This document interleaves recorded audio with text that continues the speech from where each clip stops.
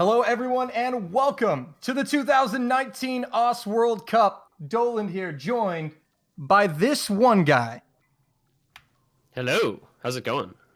What's going on, T1G? We've got a great match in our hands. It's the return of Poland to the World Cup after 2018, a team looking for some redemption with a star-studded lineup against Spain today.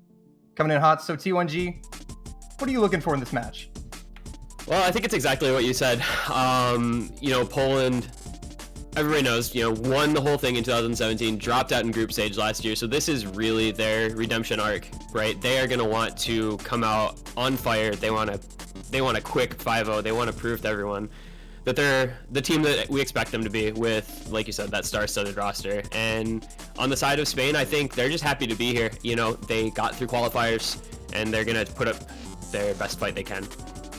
Yeah, I think when you're one of the teams like Spain is, where you find yourself playing against one of the top 8 teams in the tournament and you're at a severe disadvantage, I think the best you can hope for is learn as much as you can from this match. Play like you have nothing to lose if you're Spain, because you really don't. And we saw Austria take 2 points off of Russia. That's pretty exciting. We'll see if Spain can maybe take a point or two off Poland. No, that's what they're looking for. I know that's what Deef, our referee from Spain, is looking for. But don't worry, he'll ref fairly. He's a good man. And no referee bias at all. Come on now. No. Yeah. But anyway, so as you can see, we got Rafis Wubbelfoof. The Polish fans delight to see their team back on the screen. It's been a long year, and I think we're just getting the lobby set up.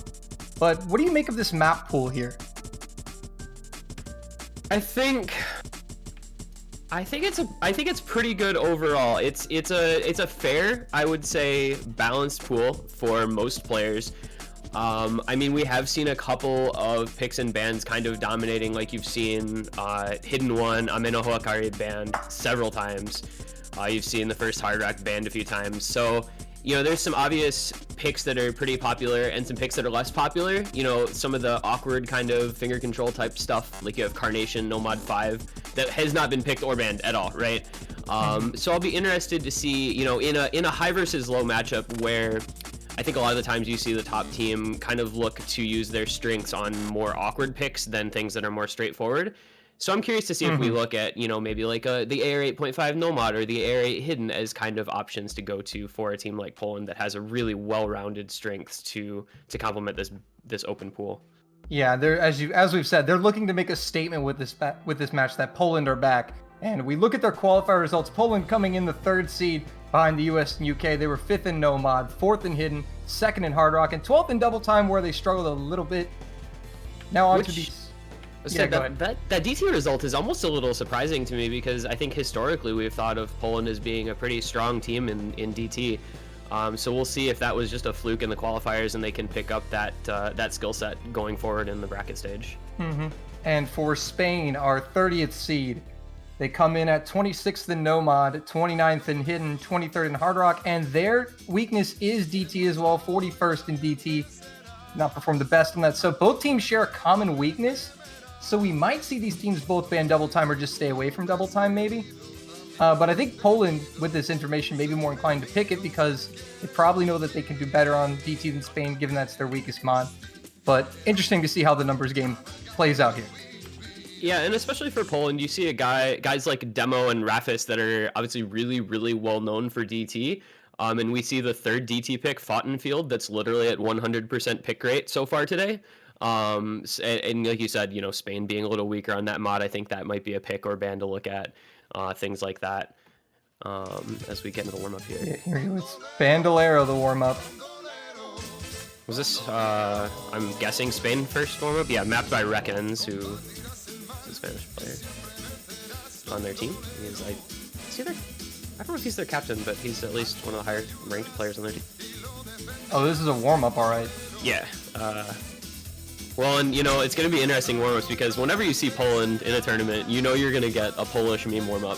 That's like their stock and trade. That's what they're known for. So I'm curious to see what they've got to bring out this year, while Spain obviously mapping their own warm-up here as well. Love to see all the countries map their own warm-ups in the World Cups. It's always, oh, look at that. With the sliders. You love to see the country pride they put into some of these warm-up maps. the beauty of the World Cup. That's really something you don't see anywhere else. That kind of effort put into warm-ups, other than in big tournaments like this. You know, in the community tournaments, obviously that level of effort for the warm-ups you don't typically. So it's a little bit of fun for the players and the viewers as well. Yep, and so Poland will be taking that one. A warm-up, of course. We'll go into our second warm-up before we get to the roles, the picks, and the bans. But anyway, also I guess we could update you guys on some matches that have happened already today. We had Australia take down Finland 5-0. Indonesia won a thriller over Italy 5-3. Russia gets a 5-2 win over Austria, and Netherlands with a 5-2 win over Singapore as well. And can't forget Hong Kong 5-2 over Norway. Yes, and Hong Kong 5-2 over Norway. Gotta get everybody in there. Gotta get everybody. It was the last one. It's been all of the higher seeds winning so far today. No upsets. Like you said, the very exciting match between Indonesia and Italy that was, I think, a pretty close matchup on paper and played out that way in the match as well. So hopefully we'll get to see some good ones going forward. Obviously, Poland in this one a very heavy favorite. United States in the next match after, very heavy favorite as well. So we'll get to see some closer matchups hopefully coming forward. And maybe we'll see some surprises out of Spain as well. Yeah, always. That's what I love about these matches is you never know what the underdog's going to do to surprise you. And also for watching the top seeded team like Poland here in the US, we're really going to be looking to check the consistency of these players, how well they're playing on this map pool, and how well they'll fare in the future. That's really what you want to see. And as we see, Wolf, ladies and gentlemen, he is here. Confirm it. Wolf is in OWC. On the screen, representing Poland. A good sight for many people. I've been waiting to see this.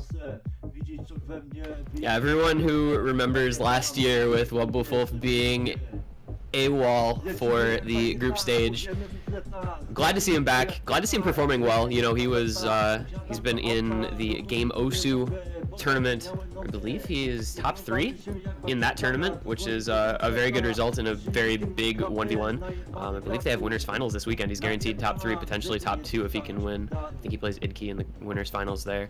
So that's a stalwart fixture. You know, he's been, I think, the longest tenured OWC player in the world now.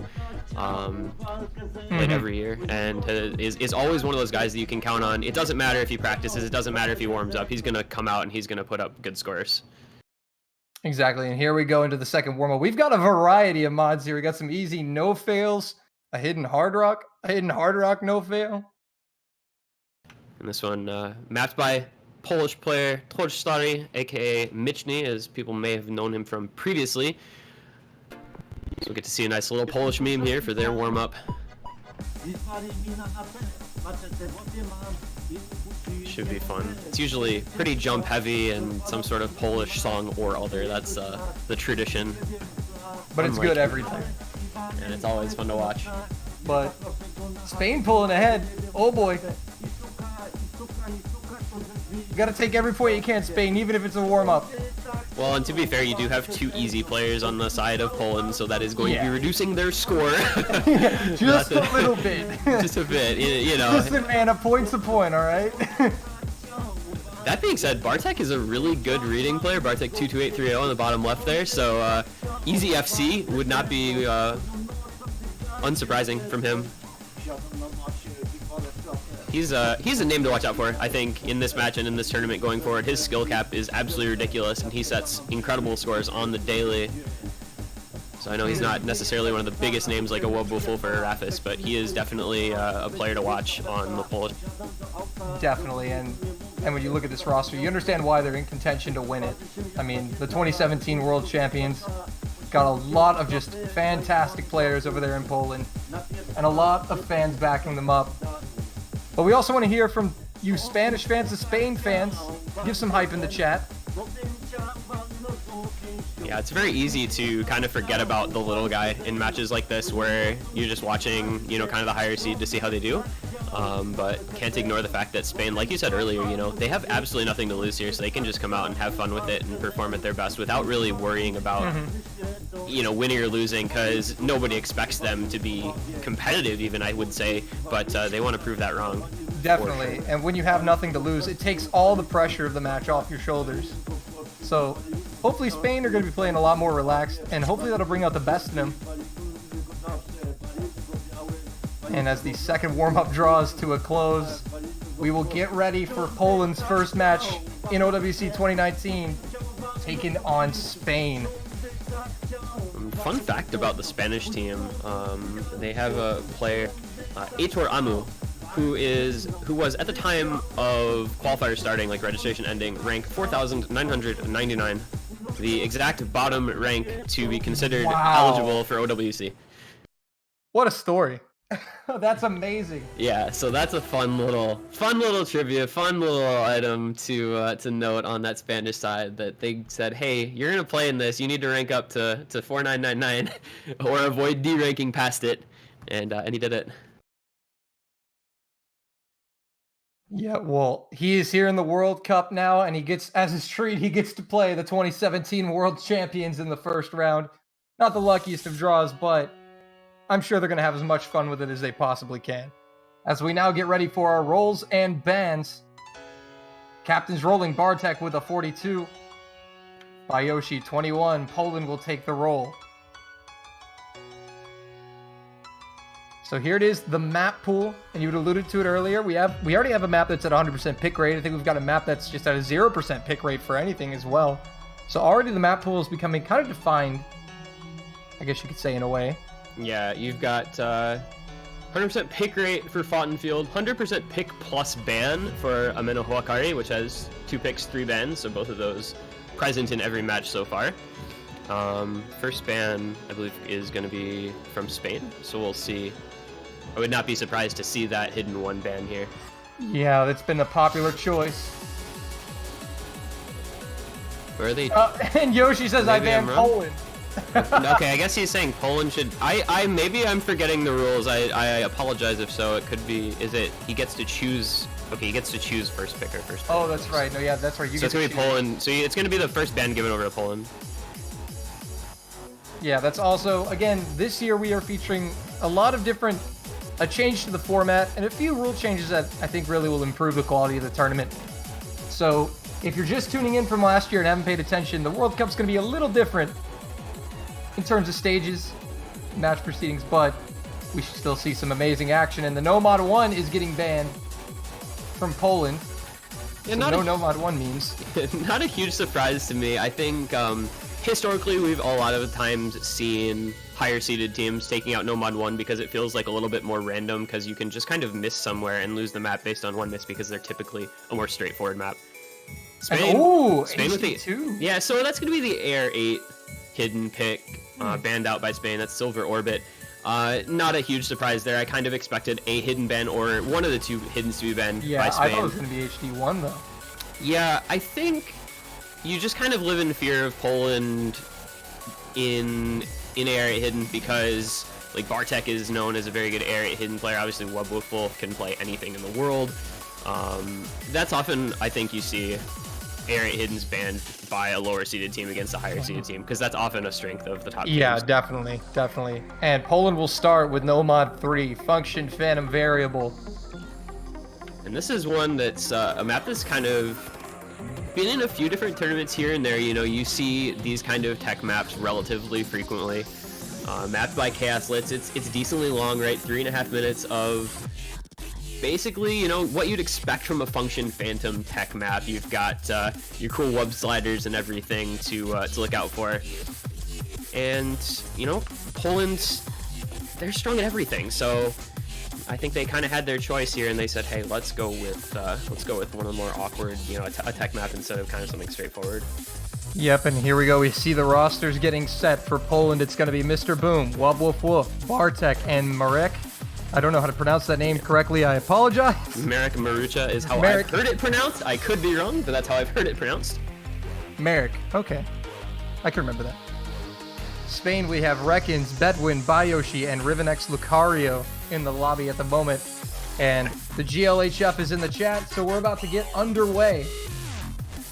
Yeah, but this is going to be a roster I think we'll probably see quite a bit of from Spain, because I would say that is most likely their 4 strongest players overall. So in a matchup like this, you want to put your best foot forward. Poland, meanwhile, can kind of pick. And they just say who's got the best scores on this in practice and go with that roster. Looks like that is the plan for Poland. Here we go. The start command has been issued for Polish fans around the world. The year-long drought is over. The bid for the 2019 World Championship for Poland begins now against Spain. And here we go. Map number 1 of what could hopefully for Polish fans be their redemption arc.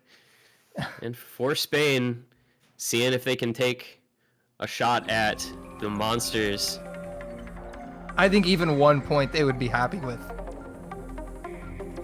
I mean, that's the way I always see it as if I'm a lower seed playing a higher seed. If I can take at least 1 point, I'm satisfied. So we'll see if Spain can do just that. We get into the map. Here we go. Nobody breaking in the early goings as we get through the intro. Accuracy advantage for Poland. Yeah, this is one where there are a lot of places you can miss, but players that are comfortable with tech mapping will have a pretty good time of things, I think, on this pick. It's been one that people are performing decently on, I think. Bayoshi be the first miss for Spain. So Poland going to start growing that combo advantage. Spain's still in it, though, very early. Interestingly, I believe this is actually the first pick on, maybe second pick on this map. The only second time we've seen this. Picked a while.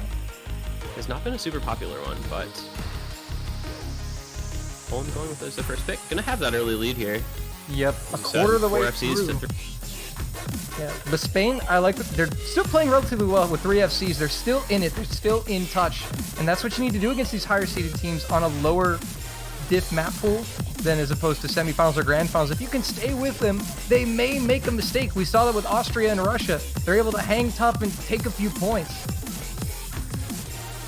That's the goal. Point out, Mr. Boom still holding on to the SS as we reach about 1/3 of the way through. Has not hit a single 100 on score V2 with this type of map. That is not something to take lightly. Also, a brief explanation. I believe just won 100. Yeah, ooh. The no fail has been allowed.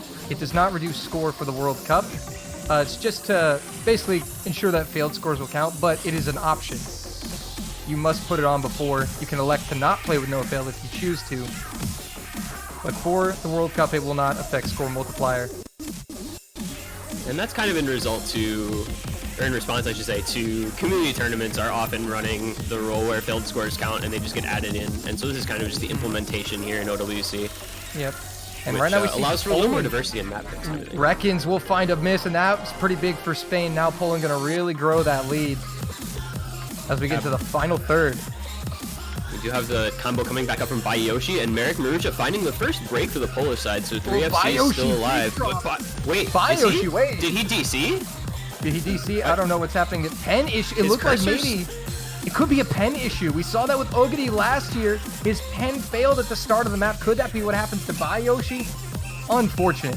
You really do hate to see that sort of thing happen when it's a hardware issue that's affecting a result, but Poland still going strong with those 3 FCs. I think would be doing fine for themselves regardless. Rivenex Lucario Betwin still holding on to the FC, still holding out hope, but it's going to be a little too late as Riven Lucario does break. Yeah. The FC is still coming through from Wubble Wolf, Mr. Boom, and Bartek. Betwin holding it down for Spain. But Poland with a tremendous advantage on the scoreboard, the consistency. And this is what Polish fans have been waiting to see once again. Poland will come through with a 1-0 lead here on variable. And that's what you want to see starting off a match like this. A very clean, comfortable win, looking like a triple FC. Indeed, it's going to be a 3-way FC for Mr. Boom, Wolf, and Bartek. That is definitely how you want to start off a match and with Mr. just 3 100s. Mr. Boom. 3 Boom. 100s, 6 100s from Wolf, and Betwin coming through with the FC. Lower accuracy for Spain, but an FC nonetheless. Poland up 1-0. Oh, it was drivers. Yeah, that's tragic. Very, very unfortunate. Looks like they're going straight into a map that's not in the pool. Yeah, I was like, wait. I read the diff name. I was like, wait a minute. Yeah, not sure what that was going on, but we are going to get the next pick from Spain. We'll see. I don't know what to expect them to go with here. You know, like we were saying, I think DT pool is not going to be maybe their best option. You can see it. I think kind of the next sort of more standard pick would be Tokimeki Sugar in the Hard Rock pool. Kind of something that's a little more straightforward, aim-based, because they did have a bit of trouble with a couple of their players on that tech pick. And I would find it unlikely to see a DT or another kind of, or a hidden here. So it could surprise me though. Yeah, but nevertheless, a strong start for Poland. That's exactly what Polish fans wanted to see. And that's a good sign. Only one miss on the side of Poland from Merrick, Triple FC. But they're going to go with Fremont here. So it's going to be Mephisto. It's going to be the 170 BPM Fremont Stream Heavy pick. Mapped by Illumitors, of course. Now, if you're new to the stream, slightly new Fremont rules this year. We're going to require one player hidden only, one player with Hard Rock or hidden Hard Rock at minimum per team. So this one is going to be an interesting one. Obviously, stream aim with hidden. Some players great at it, some players struggle with it. So it'll be interesting to see who they put the mods on here. Yeah, definitely. That's another big change that you mentioned. We mentioned rule changes. Fremont has changed drastically. Yeah, so I think, you know, with it being a relatively low BPM, right? It's only 170 BPM, so it's not anything too crazy for a stream pick. Circle size 4, no mod, so it's a pretty standard as far as kind of the map settings go, but there are places that you can break, and if you don't, you know, if your finger control and consistency aren't quite there, it can be a tough pick, especially for a modded player. Yeah, and we do see 2 substitutions, one on each side. On the Polish side, it's Mr. Boom coming out, Waxen is in. On the Spanish side, Riven X Lucario is out, Insane is in, and Sumo Dia Laranja coming in for Spain as well. Sumo de la Naranja? Something about orange, I'm not sure. Naranja, okay. I'm learning. We'll teach you Spanish yet. It'll happen. Oh, cool. I took 3 years of Spanish in high school. Clearly I'm qualified. Well, I took German, so not qualified. But anyway. It looks like everyone is ready. We'll see how these new players perform on their first map of the match. And now we'll see also how the mods line up too. That's one thing I'm really looking forward to seeing, is how these new free mod rules are going to affect how these matches are played and how these teams think and prepare. Yeah, I'm very interested to see who goes with what mods here. It looks like we're waiting on maybe one player to ready up, and then we'll get into the match here. There is the MP command coming out from the referee. So we get into the countdown here. And here we go. So, Spain is over modding. Okay, so Poland going with Waxen on the Hard Rock, Merrick on hidden, but Spain is gonna go with Hard Rock for Reckons and Sumo de Naranja, hidden for Insane, and Bayoshi is double modding, ladies and gentlemen. So Spain are trying to play the score advantage. Sumo with an early miss though. It's a very high risk, high reward sort of decision to make here with the overmod, because you know you see a little less consistency available. That's a bunch of breaks early. Reckons and both finding misses. Yeah, but it's still 3-2 in terms of 3-2 in terms of FCs for Poland right now, out in front. But the mod advantage is with Spain. Miss from Merrick, and now Spain are within touch. Insane does find a miss, so Poland gonna be retaining it for now.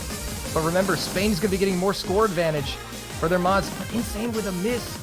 And Poland now looking real strong with Rafis and Waxen holding. Yeah, 2 FCs to just 1. Insane struggling. That's the problem you run into if you run hidden on these stream maps. It's very easy to, you miss one note and you can miss the entire stream. You chain miss very easily on these sorts of maps, and we just saw Insane suffering that fate. Poland still with those 2 FCs from Rafis and Waxen. But I'm also looking at Bayoshi too, with the incredible double mod right now, kind of keeping his team in it. Insane. Oh, Wolf with a big drop as well. Merrick misses. That's a double miss from Poland, but the 2 FCs from Poland are still holding. That's Rafis and Waxen, not the players Spain needed to miss, but Spain are still right there in this match. This is definitely within the comeback realm, because Reckons has a much bigger combo than Wolf or Merrick. And there goes Spain. Final quarter, Spain trying to check out. Insane with a miss. This is what we talked about. The high risk, high reward situation. Spain playing like they have nothing to lose, and they're leading Poland. Waxen and Rafis doing their best to keep Spain in check. Bayoshi does break. That's a long combo by Waxen breaks as well. Waxen drops though. Rapis is the only FC. Right as those breaks came in, though, Waxon just find the miss, and now Spain still holding on to the end. Waxon's miss is going to be enough for Spain to get on the board. Spinner. They do it. You can put him on the board. We're tied at 1. Spain with a point against Poland. The high risk, high reward gamble pays off for the Spanish. They've got a point versus the 2017 world champs. What a moment. And that's why we play. That is why we play the matches right there. Spain putting a point up against the overwhelming favorites, Poland here, saying, you know what, we're not scared. We're going to overmod our first pick as a free mod, and we're going to win it. And I say that's such a huge confidence booster for that. Yeah, I say this every World Cup I cast, every match I cast for the underdog. The biggest thing, the biggest key to victory for an underdog is early game momentum. If they can put points on the board early, contest this match a little bit, raise their confidence and morale, they may be able to make something happen. And so far, they've started with the right foot forward, Spain have. But now, how will Poland respond? Poland's going to respond with a way to Ranvu from the Nomad pool. That's going to be our real Nomad pick, which is, of course, the alternating map in the Nomad pool, right? It is another very popular one. We've seen this one quite a bit so far today. You know, it's kind of your straightforward alt pick. You know, you've got to have that finger control. Got to be able to hit some of these quirky little triplets that show up here and there. You got to be able to stay consistent with it. Yep, and Poland will put that to the test. Spain, I like to see these continuing substitutions, because what that tells me is that Spain has players for maps. You're seeing subs come in, one go in and out. That usually means they have a game plan. But now Poland taking some time to think here about their roster. They've got Rapis, Twaj, and Bartek in. Great players. Who will be the fourth? Yeah, and I don't know that I have a prediction for their fourth member, but boy, this could, you know, this is one of those maps that you can easily just find a couple little breaks here and there, and it can really drag the score down, or like we've seen earlier, you can just SS it. We've actually seen a couple of players 100% this map from, I want to say, Hong Kong and the Netherlands each saw one SS on this map in their match earlier. It's gonna be Wubwolf as the final player coming in for Poland, so yeah, not a bad player to put in for any map, the jack of all trades. But it looks like we are set for this third round of the round of 32. And the MP start command is in, tied up at 1. We'll see what Spain can do with this newfound momentum they've acquired with that point. See if they can do anything. This is a big sort of moment, you know, even early on, it's only best of 9s. You only have to get to 5 maps. You know, you find a break here and there in a map like this, the doubt starts to creep in, or you keep the FC going, you get that confidence booster. There's a lot at play here, both mentally and on the scoreboard. Wubwolf's starting up a little bit of accuracy troubles, but that shouldn't be too big of a worry for Poland. He's going to recover. Yeah, I mean, as we said, this is a pretty straightforward consistency alternating pick. Just a couple little spots to look out for where you'll see, I believe, a couple of little triplets that can be kind of tricky before the key eyes, but otherwise, it's a mostly traditionally designed alt pick. Yep, and it's only a slight accuracy advantage for Poland, but Twaj with a big miss there. Spain to the lead. Here it is. You see the little mistakes. Ribbon, though, will counter it with a miss of his own, but Twaj did miss multiple notes there. So Spain, depending on accuracy, may be eking out the slight advantage. Yeah, I mean, just the first key eye, the score is staying pretty much dead even with those misses. Accuracy advantage to Riven X Lucario over Michny Vodstari. I always want to refer to him by his old name. But we'll see if anybody else finds a break anytime soon. It's going to be insane. Yep. So that's going to push the advantage over to Poland. Let's see what they can do with it now that they have that 3FC to 2 lead. What Spain need to do again is just make sure Poland don't run away, and Bartek will find the miss, so Poland will not be running away any further. Spain now have a chance here to get back in and maybe steal one at the end. That's what they have to do. Betwin will find the miss, though. And that's, you know, like I said, alternating maps, you can break almost anywhere. It feels like it's easy to just drop your concentration for half a second. You know, you lose that figure control just a little bit, and Betwin with another break, Insane with another break as well. Spain now down just 1 FC. Yeah, and that is have a pretty Sumo big de lead. Laranja. And he is playing very well right now, we should add. Yeah, his accuracy is tied for second highest in the lobby. Bartek still the highest act, but does have that break. But he's keeping pace with the other FCs, Wolf and Rapis. He's keeping pace with two of the best players in the world, and Wolf is down. It's Rapis versus Sumo de Laranja. 1v1 right now, but Poland have a significant advantage on the scoreboard. And there goes Sumo. As there well goes. as Betwin. 2 misses in quick succession for Spain. That's going to hurt their chances here as we come into the last quarter. And now Rapis is going to absolutely punish the Spanish for that. He's the lone FC with 1100 combo, and Spain has really nothing they can do to stop it. Riven's trying, but there's not enough time here. This and is Poland. This is going to be Poland. Coming out strong here. We're seeing a few more misses than I'd like to see from Poland, but overall they're playing very well right now. They'll probably just take a little time to settle into this match and cement themselves, but they've done the job here in round 3 to give themselves the 2-1 lead over Spain. Yep, and this one again showing that they are pretty confident and strong on their own picks. You know, it looked a little iffy early on, but Poland's consistency just winning out on this pick. And it's over, what, a 700, almost 700,000 point lead. Not too shabby if you're a Polish fan. And we got to remember, Chad, we got to remind you that Poland came in as the 3rd seed in the qualifier, Spain number 30. So Spain trying their hardest, but Poland showing why they did so well in the qualifiers, why they are the 3rd seed, and why they are the 2017 world champions.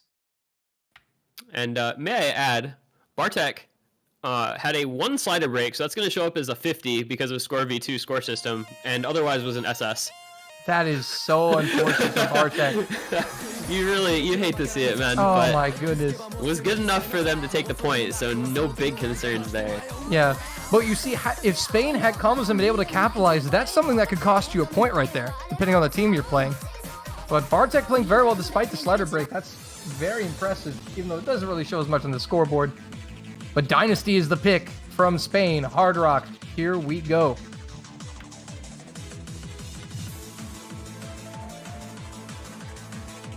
So that's sort of an interesting, they're kind of leaning into the lower BPM kind of stream heavy picks because it's a little bit similar to Mephisto in that regard.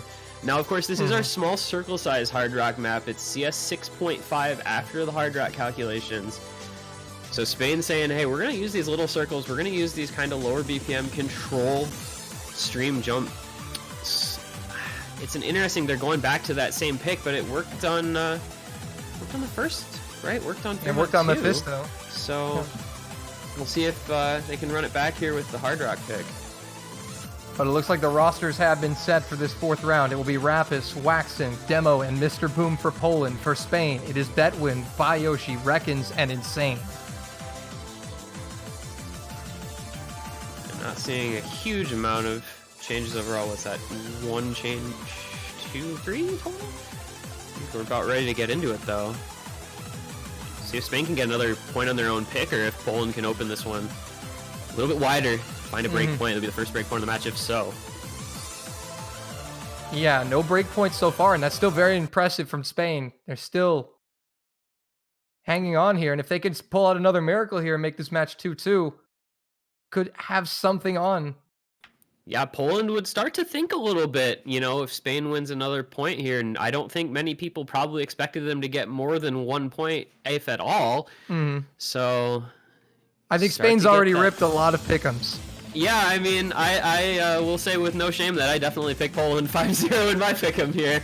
So you gotta love it, OWC. Well, here we go on the small CS Hard Rock, the pick from Spain. No fail on from every single player. Nobody is taking any chances here. They want their scores to count. Yeah, and it also helps remove the risk of team fails as well. You don't want to have to worry about ending fails or team fails anywhere in the map. So it's kind of logical on a Hard Rock pick, especially where the HP is a little bit higher. Well, right now, Poland eking out the advantage here off of accuracy, but it's a sizable lead. But again, because Spain haven't dropped, they have combo, they're still within reach. Yeah, we're just looking at that little lower Rapid is down! That's a big one! Here come the Spanish! That lead should be able to shift over. Their accuracy is somewhat lacking if you look at Betwin and Insane a bit behind. And that's going to be a second break. Insane trades it back, but Spain still have the advantage. They have more FCs, 3-2. Spain coming in. The accuracy from Poland is keeping it in check. Final third. Can Spain pull a second point? And this is such a short one. You know, any break in the middle, they're about to be Bayoshi missing. 2 FCs to 2. Poland has the combo advantage. Final quarter. Can the consistency of Poland come through? Another miss could give the point to Spain. They're just eking out a little bit of a lead here going into the last quarter of the map. Insane's going to find another break. Rapid trades, though. Hold up. This could be something. It's 2 FCs to 2. Combo lead still to Poland, though. No, it was a brilliant effort. But one too many misses from the Spanish. A demo by Yoshi. Yeah. How about that, Spain? But Poland lead it 3-1, first break point of the match. Yeah, and you absolutely cannot fault Spain for that performance either. Just that late slider break from Insane. 2 FCs from both sides. Spain proving that they can hold with Poland on that map, but just the timing of those breaks a little bit unfortunate and gives Poland, as you said, that first break point. That's going to open it up to 3-1. But again, I love to see this fight from Spain, this fight from the underdog, how they're staying with Poland, and these are coming down to 1 to 2 misses between the 3rd seed and the 30th seed. I think that's twice now that's happened. We've had really close maps. Yeah, that is, the 18,000 point win for Spain on Mephisto, and then the 168,000 point win just then on Dynasty. Poland has looked considerably stronger on their own picks. We'll see if Spain can make inroads, though. Never know. Little break point back. It's possible. Unlikely, but possible. You can never count anyone out. As they say down here, it ain't over till the fat lady sings. That's Texas dialect. just to immediately erase all the confusion. But anyway, where I would expect to see Poland kind of try to put their feet on the gas with an awkward pick. And I was going to say Ameno Hawakari, but Carnation fills a similar sort of concept. This was the first time we're seeing Carnation. It is a 0% pick ban so far. So this is its inaugural voyage into a match during this round. And it is as OMG4s would say, this is a spicy pick. It is spicy pick. It is an AR 8.5 low BPM no mod pick. The sort of thing you really don't see every day, that a lot of players don't play that often. And it definitely has its tricky aspects to it. It's a little bit difficult to read at times. Its rhythms can be a little strange. Also has one kind of longer 1/3 pattern. Now, knowing Poland, we'll probably see them single tapping it without trouble, but you never know. Otherwise, you know, it's AR 8.5 no mod, right? I think that kind of speaks for itself. That's not really like a skill set that you hear about players going out of their way to practice a lot of. It's not something you see a ton of in tournaments. I mean, you do see it obviously like right here, but now it's kind of the question of who practiced the map. Yeah, and we're interestingly not seeing Wolf in on this. We have Rafis, Wax, and Bartek. We are seeing Wolf, excuse me. We are seeing Wolf. He moves slots. We are seeing Wolf. Oh, okay, we got Wolf. Wolf was in OWC. Yeah, Wolf played in OWC this year, guys. Don't you know? That when Bayoshi Reckons and Sumo. And so there are the lineups for this 5th round. AR 8.5 no mod. Waxen actually 100ing the first note. I think a lot of people did. Except for Betwin. And Sumo. Yeah, it's actually possible to drop back on this intro. But there's enough map that it's not going to have much of an effect in all likelihood. But also on maps like these, accuracy is super crucial. If you can obtain good accuracy, you can put in some work on the scoreboard. Quarter of the way through already. Yeah, the early stages of this, you don't really see much But then it kind of picks up into these longer streams, and everybody holding combo through. Yep. And once again, the feisty underdog right behind Poland. As you said, Ak a bit at a premium here, as you do see a little bit lower over on the side of Spain, but we're going to get into some little more intense parts of this map. And Poland have been finding misses this match, and Spain have proved they're more than capable of keeping up with Poland, but Betwin will be the first drop. That's kind of a big drop halfway through. And Poland is going to hold, though, with amazing accuracy from Wubwolf right now. 99.56. Only player over 99%, in fact. And he's putting in very so much Wubwolf work. Yeah, and that's what I alluded to. If you can get good accuracy like Wolf is doing, you can put in absolute just work on the scoreboard, as you see right now. And Spain, despite only, 2 misses, one from Reckons and Bedwin. Oh, that's going to be a break from both Bartek and Sumo on, what's that, the 1/3 pattern? Yeah, but only one FC remaining for Spain in the form of Bayoshi. And Poland. Yeah, barring something ridiculous happening at the very end here, this one's going to be another point to Poland. And that's a couple breaks from Spain. With the drop as does well. find that miss. Wax and Wubwolf still both holding on to the FCs as we come into the very last moments here. Wubwolf, how about that? 99.61% Ak, over 1 million points on Score V2. Poland up 4-1, match point. Spain with the pick, though. You know, a map has a lot of spinners when a non-SS with no mod goes over 1 million points. Yeah. That's actually really fascinating. That's a pretty incredible score from Wolf. That's saying he's here to play. Yeah, he's here to play. He missed out in 2018, so he's going to make up here in 2019. So far, putting in some work, they lead 4-1. Where does Spain go here with this pool? I mean, I feel like they could just go for literally anything they want, given that they have essentially nothing to lose, but what's the map that they're most likely to win? You know, with them having picked Dynasty and Mephisto previously, and that kind of map is basically gone from the pool now. So, you know, like I was saying earlier, you've got kind of the consistency Hard Rock in Tokimeki Sugar. I think they ignore DT. Oh, they don't. Okay, so they're going to go consistency DT. So that follows suit. It's going to be DT number 1. It's going to be Ring of Fortune. And this is going to be a kind of standard DT pick. Yeah, I think this is actually could be a potentially really smart pick, because despite the fact that, fun fact for both these teams in the qualifiers, Double Time was by far their worst mod. Poland coming in at 12th, Spain in at 41st, but if it's a standard DT pick like you said, so Spain may just figure that, Poland didn't do that good on DT, so maybe they'll find some misses and maybe we can hang in there and steal a point.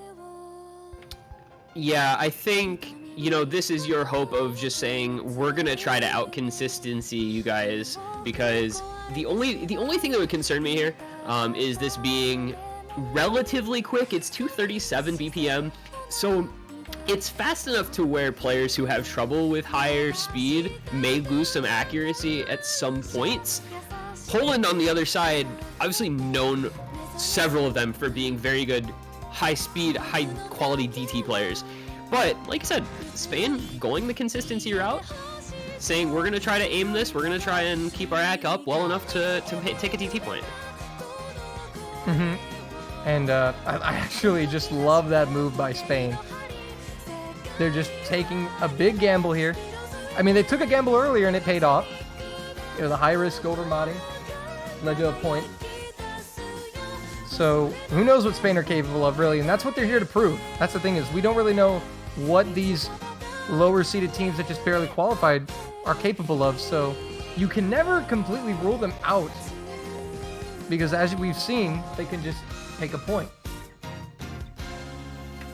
Yeah, and with this being, you know, this is going to be a very big switch in terms of BPM in this match, right? You're switching up the picks a lot from kind of these low BPM, more reading heavy focus maps. All of a sudden you're saying, hey, come play DT, come play something that's 80 BPM higher than the last pick we just played. Yeah. We're going to go out on a limb here. We're going to make you guys switch up the skill set that you're currently focusing on, and we're going to go with a completely different pick than we've been focusing on. Exactly. It's shaking up the match. That's what Spain are doing, despite the risk that they know that they've played the same map, so they're going to suffer the same transition effects that Poland would, but they're betting on the fact that Poland maybe will suffer more and that they can aim, keep the ack up, and get through it. And that's what Spain are taking their potential last map pick chance on here. Rafis, Waxen, Bartek, and Demo for Poland. Then we have Reckons, Sumo, Bayoshi, and I don't know how to pronounce that. Capoeira de Morte? Something along those lines? I don't know. Yeah, you were the Spanish speaker, so I'll let you. Yeah, I think that the OEI thing, I think that's actually like Portuguese, but I'm not positive. Oh, but yeah, he I don't know.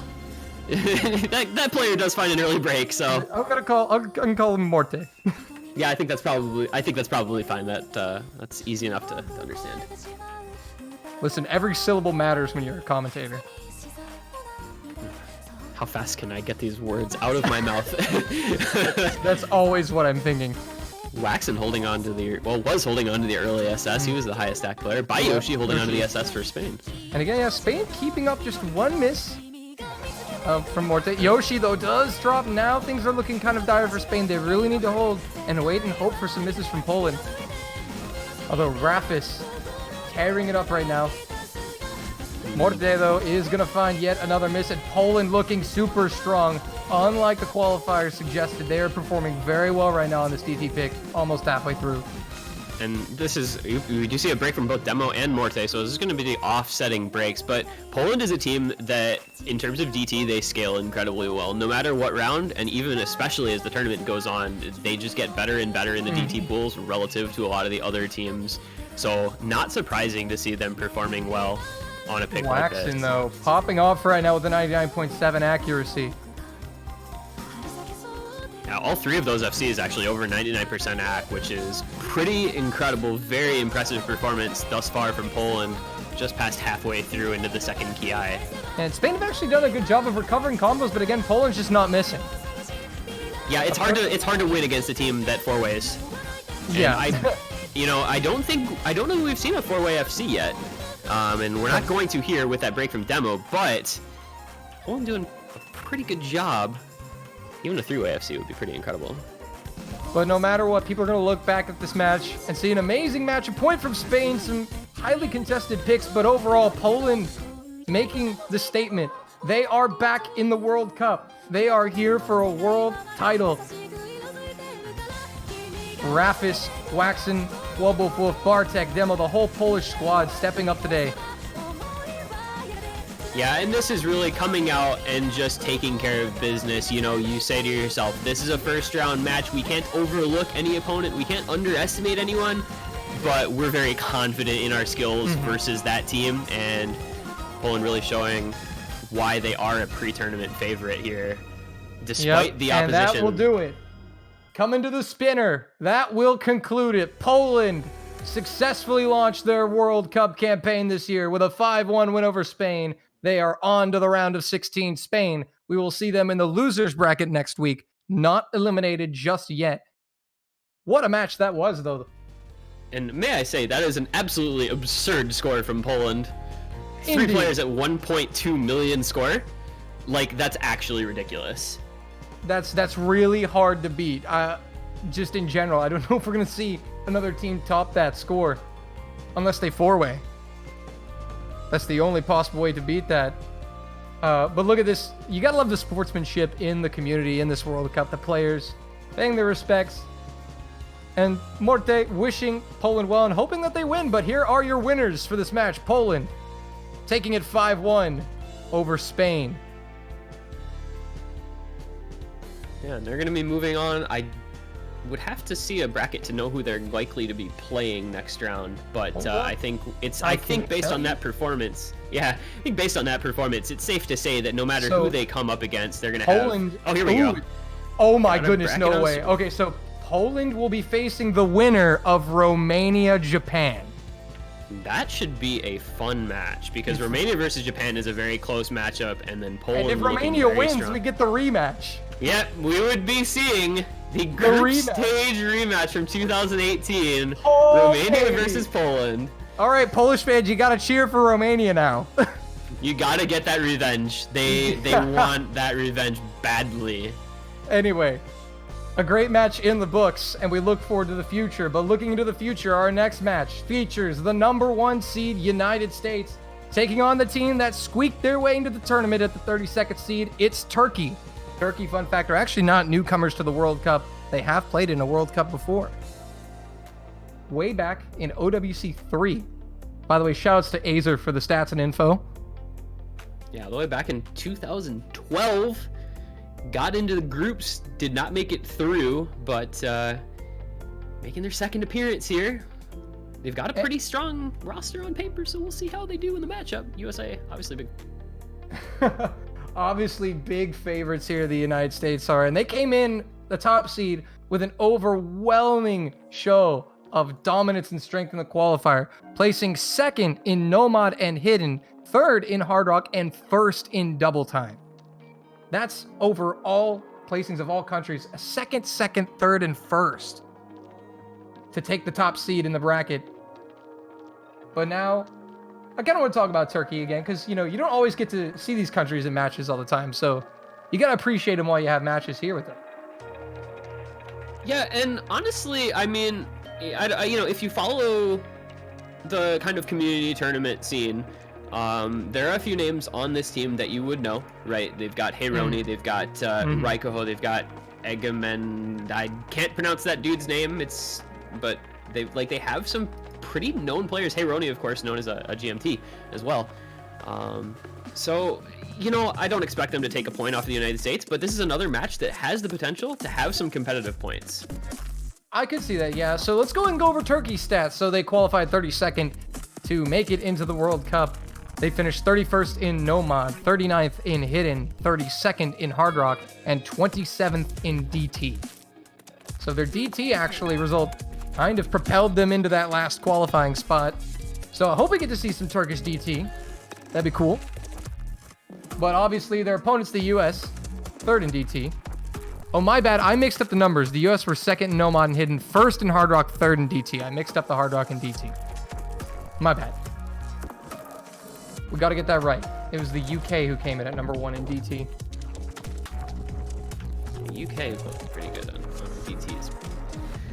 So, yeah, I think, obviously, it's interesting to see these two matches back to back for me, because you have Turkey, as we discussed, on kind of looking for redemption after last year, and then you have the United States, which... You mean Poland? Yes, Poland. Wow. My brain is non-functional. I apologize. Yeah, you have Turkey, who was a redemption arc, right? No, yeah, Poland, who's on the redemption arc. Holy cow. It's kind of the redemption arc. Get it back. Yeah, sorry. A little rust that I'm trying to shake off here. But, and you have the United States, which, for my money, is probably the most overwhelming favorite that we've ever seen in OWC, and they have the biggest targets on their back of anyone probably ever. You'd have to go back a pretty long way to see a team that was favored, I think, as heavily as the US is this year. And also, this year means a lot to the United States, because currently in the World Cup race in Standard, they are tied with Korea for 3 wins. So if the US win the World Cup this year, they will become the winningest country in Standard in OWC history. So a lot to play for this year for the US, and they started off on the right foot, definitely with the first place finish in the qualifiers. But again, they do have that massive target on their backs. Everybody's looking out for them. And everybody's looking to beat them. And there are a lot of teams out there that I think have a chance at potentially beating the US this year. You've got Poland being one of them. You've got Germany, another great team. I think we could see quite a highly competitive end of this tournament. I'm already excited about it, but here in the round of 32, also, you could see the matches, the schedule for the rest of the weekend, or at least for the rest of the day. Belgium, Brazil, China, Mexico, Korea, New Zealand, Taiwan, Denmark. We also have the UK taking on Latvia. There's another country. I don't know if they're making their debut, Latvia are. I don't know if they've been in one before. This is, I believe, they've been in a couple times. They played in 2017. They played, I think, in maybe 2016, 2013. Yeah, they've been in a few times. A lot of people forget that Latvia actually has been in the World Cup several times. They have a decent amount of experience. Versus, again, that newer United Kingdom roster is going to be really exciting to see. Yeah, that'll be a very fun one to watch tomorrow, I think. Seeing how, the UK squad bringing in several new players this year. with the departure of OP James, the departure of James Light, the departure of Sora Roxas, departure of mainstay Doomsday, which I think surprised a lot of people. You know, so they're bringing in 4 new players, I believe, this year with Blue, AJT, who am I forgetting? Majora, and who's their last player? Help me here. You named all the ones that I... Oh, Voss, that's right. Oh, yeah, Voss. Voss, the artist formerly known as Topspin, now known as Voss. So UK, a lot of changes to their roster this year, and it'll be very interesting to see how they perform in their first match of the bracket stage tomorrow. But here we go, the match on screen. The United States, top-ranked team in the qualifiers, versus Turkey, the 32nd ranked team. See Apraxia, Eru, Digital Hypno, Fiery Rage, Idki. Oh, name change. That is Tony, aka Hirac, aka Legend Crazy Man, aka T bracket dash underscore dash T bracket. T dash. Yep, I've said it enough times in previous matches. Yeah, T bracket dash underscore dash T bracket. Okay, T bracket dash underscore dash T bracket. All right, I will say it like that every time until the end of the World Cup. I'm saying that. Obviously, as I said, better known as either Tony or Hirac, a well-known DT and Tekken hidden. And then you also have Toy and Vaxay, not to be forgotten at the bottom, 2 big names on that list. The Americans, the star-studded roster as usual.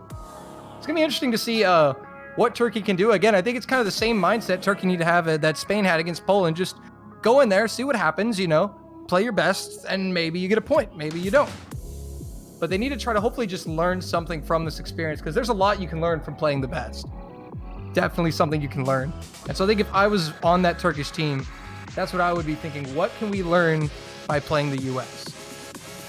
Yeah, it's good experience to get, you know, being on a big stage like this for players looking to maybe move forward in the tournament scene. And it lets you just kind of test your skills, you know, in a match that you have no pressure.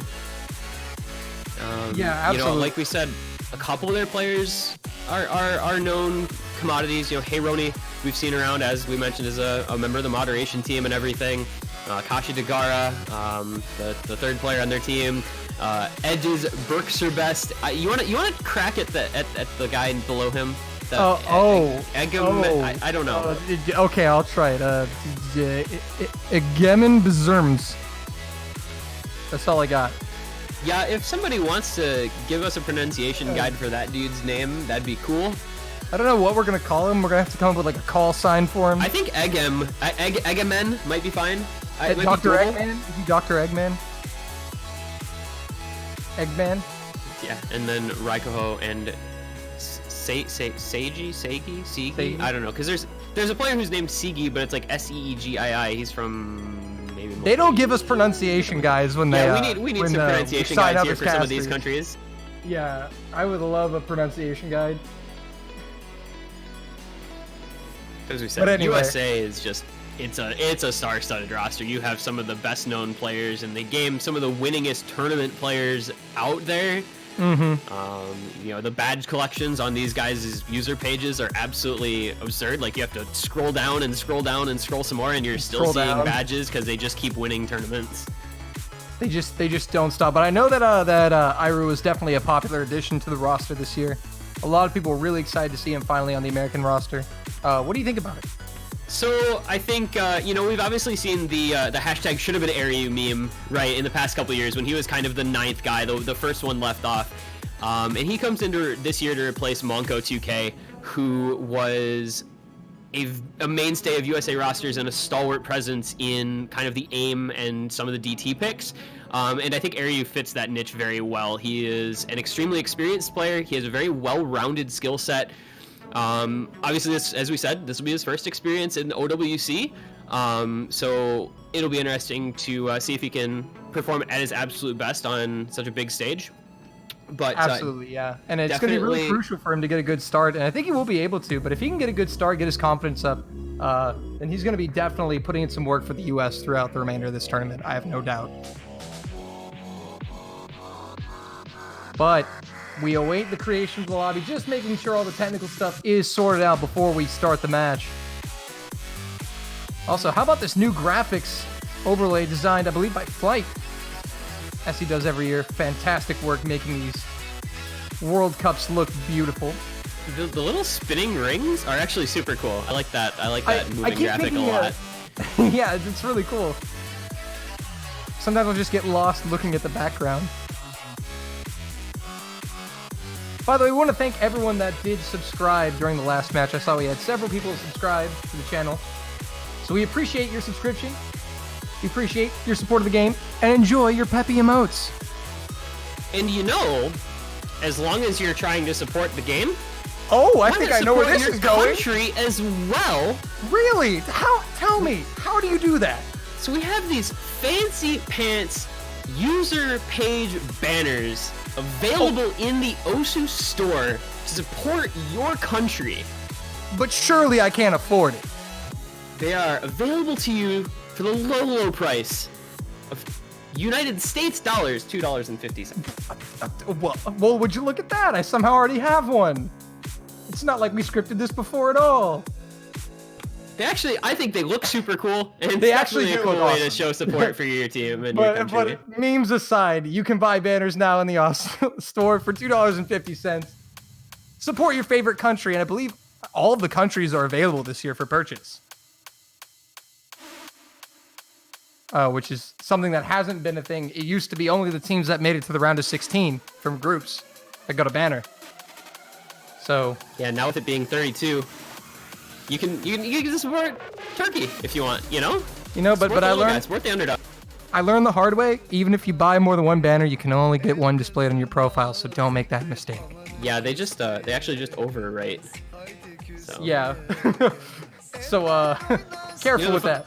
Fun fact for mine, I actually was the victim of a lost bet, and now I have a country that is not my own on my user page. I may have lost a bet regarding a Canadian player, and ended up having to get myself a Canadian banner. I see. Fortunately, I live very close to Canada anyway, so I feel I don't. So feel you too could just terrible go outside on a jog and then be on the right side. Yeah, I mean, I can drive about half an hour, and I'm just like, oh, I'm Canadian now. It's all good. Ace. I just saw Acer's comment in the chat. It was funny. Anyway, it looks like the lobby is set. About to get ready into warm-ups.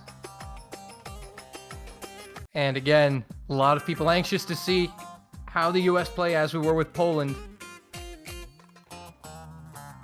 Eric Dolly. I think this is the United States warm-up. I can't say I know anything about this map. Me neither. It sounds interesting. Kind of doing some like Indian vibes. I don't know. I don't know, but it's But yeah, it's a warm-up. Yeah, I mean, you can't say a lot about warm-ups. Nobody takes these super seriously, so it's just kind of a little fun way. I beg to differ. Have you seen Catch World Cup Netherlands? They spend more time on the warm-up. Oh gosh. Asia's gonna roast me later. Imagine when you're practicing the pool, practicing your warm-up as part of it. Right. So that you can make it look like you're really, really impressive on some wonky warm-up map. I bet. I bet some teams have done that.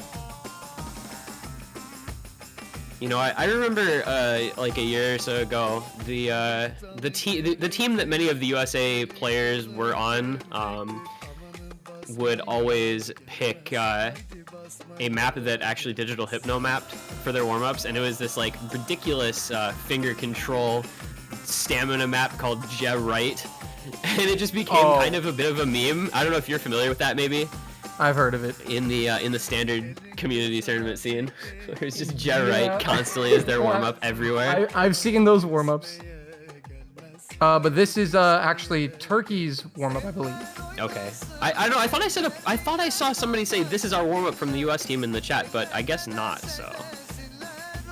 I don't know whose warm-up it is, but I mean, could be anyone's. We'll find out. Yeah, we'll find out based on who picks the next one. That's what matters here. But I'm curious as to how do you think the Americans are going to want to start this map when you look at the map pool? what map kind of just screams, I mean, we saw Poland go with the lower AR kind of tech picks to kind of try to throw off Turkey. Do you think we'll see that with the US? I wouldn't be surprised. As we've said, United States is an incredibly well-rounded team that has players for every skill set. But I think you will definitely be more likely to see picks like what Poland did. And I think you see a lot of the time in these very high versus low seed matchups where they'll pick the more awkward and stay away from the straightforward picks, whether it's low AR or gimmick or tech. That's what you're more likely to see from a high seed team, I think, in this sort of matchup. Because it avoids that kind of, not randomness, because I don't like the connotation of that word, but the facet where you can kind of miss once and lose a map on a thing like a Nomad 1, where it's just aim based. You kind of avoid that a little bit with those more awkward and talk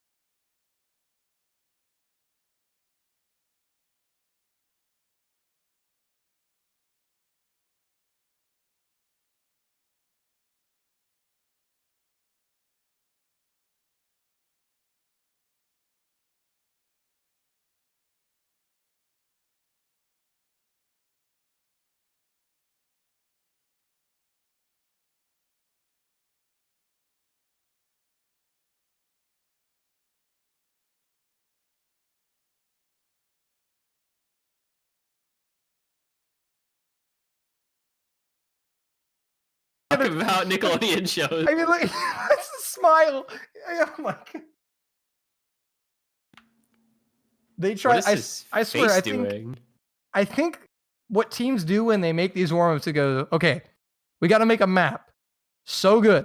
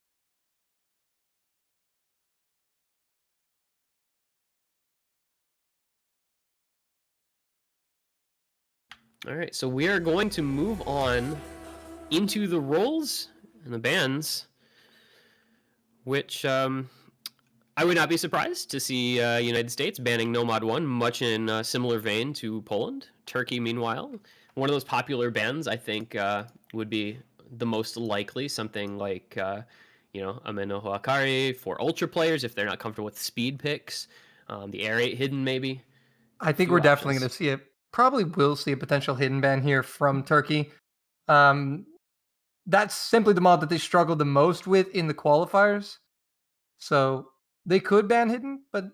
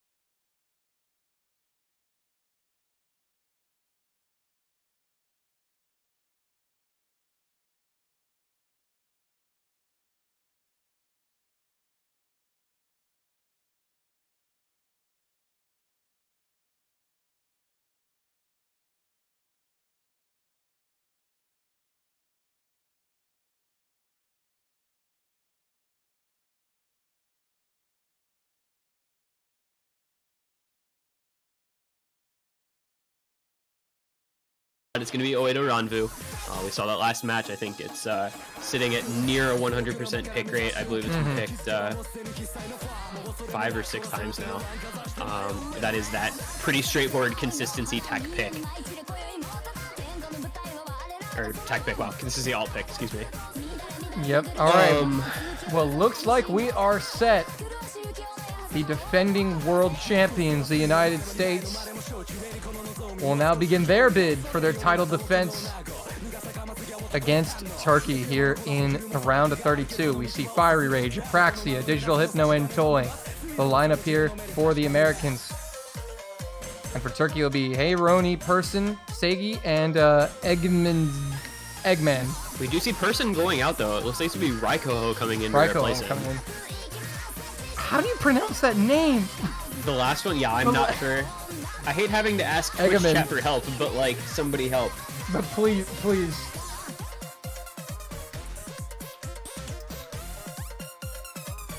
And, okay, so also for those in Twitch chat, the match has not started. It is at 0-0. Those 2 maps before were warm-ups. Warm-ups are not scored as points. Each team gets one warm-up. So now the match is on. This is the pick from Turkey, Uedo Ranvu. And looks like Turkey's still undecided about their roster here. Yeah, they're making another change here. See who they bring in that third slot. Don't know who to expect, really. Not knowing their team's skill sets all that well. Hard for me to predict. Oh, yes, another easy name to pronounce. They're actually just doing this to troll us, I'm pretty sure. They're trolling us. They just want the most difficult names to pronounce in Ediz Berkzer. It is Berkzerbest. Berserker? Did somebody say Berserker? No, it's Berkzer. Gosh. Well, looks like we're gonna get started here. We see the MP start command coming out from the referee. Yup. I'm just gonna call him Ediz. Yeah, I think that's fine. I would call him Ed, but that's Bistro MC. There we go. Real Uedo Ranvu. First pick of the match. Here we go. On. Let's go. Let's get into it. Oh my goodness. Let's get ready to rumble, boys. And here we go. Uedo Ranvu, we're underway. I'm going to go out on a limb here and predict at least one SS from the United States. Don't know who it's going to come from. We'll see how well Turkey can withstand their heavily favored opponents here on their own first pick. Again, it's the same position, though, with Spain and Poland. Turkey just need to try to hang as close as they can to the U.S. Yeah, you know, you just want to put yourself in a position where maps are winnable. Exactly. Avoid bad misses. Just keep your combo up as best you can and try to avoid that happening. Yeah, Eggman with the first miss, but it is kind of early, so again, an early miss is kind of better than towards the middle of the map in terms of just the combo, but he's got to get back on the recovery and wait for an American miss. The U.S. lead. Eggman will drop again, though. Struggling he is. Yep, and, you know, some of these smaller teams, right, Turkey only has 7 members on their squad. They do not have a full 8-member team for this OWC, and that can hurt your versatility a little bit with some of these picks. You might not be able to put together a 4-man that can play the map perfectly comfortably, so you just kind of put in the best option you have remaining, and sometimes that's a player who maybe isn't perfectly comfortable with the map, unfortunately. Digital Hypno and Apraxia tearing it up right now with Raikoho as well. 3 SSs right now. This is, looks like mostly everybody gonna be alternating this. That's gonna be a break from Toy. Break from Toy. Eggman has some combo now. Turkey Fire Rage breaks as well. Down. That's 2 down. Turkey have a chance. There's a little window of opportunity. They can hold on to these combos. This lead will come down. There's still a third left. Oh no, that was their big one. Raiko is down. They still have 2 FCs to 2 though. They do have that combo advantage on Eggman. They do. They have the slight combo advantage. So Turkey's actually slowly but surely pulling it back. Is there enough time though? It's not a massive combo advantage for Turkey. There is slowly moving.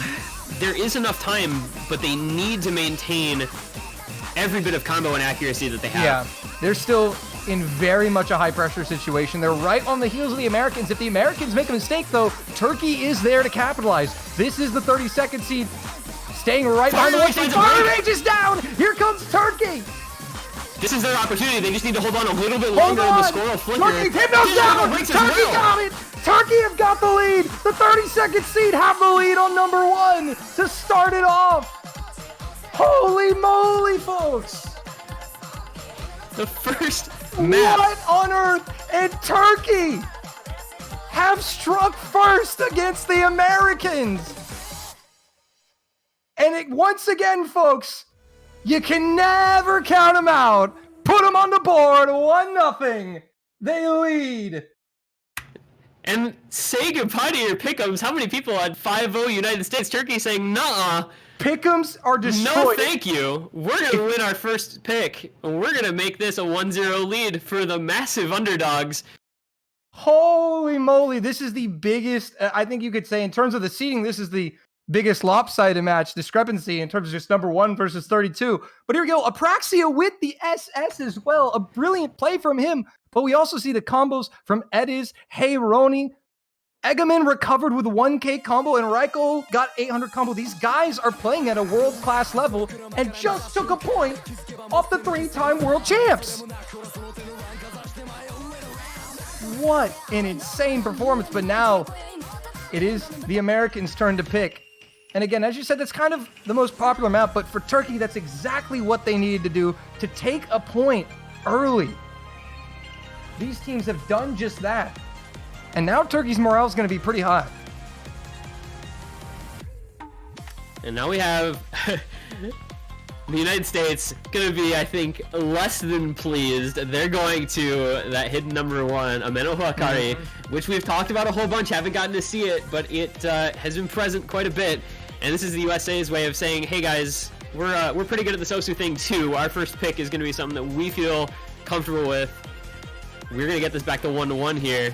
Here's the thing is, guys, you should never, ever let seed numbers determine your predictions, because the difference here, these people went through a qualifier. These teams earned a spot to be here, including Turkey.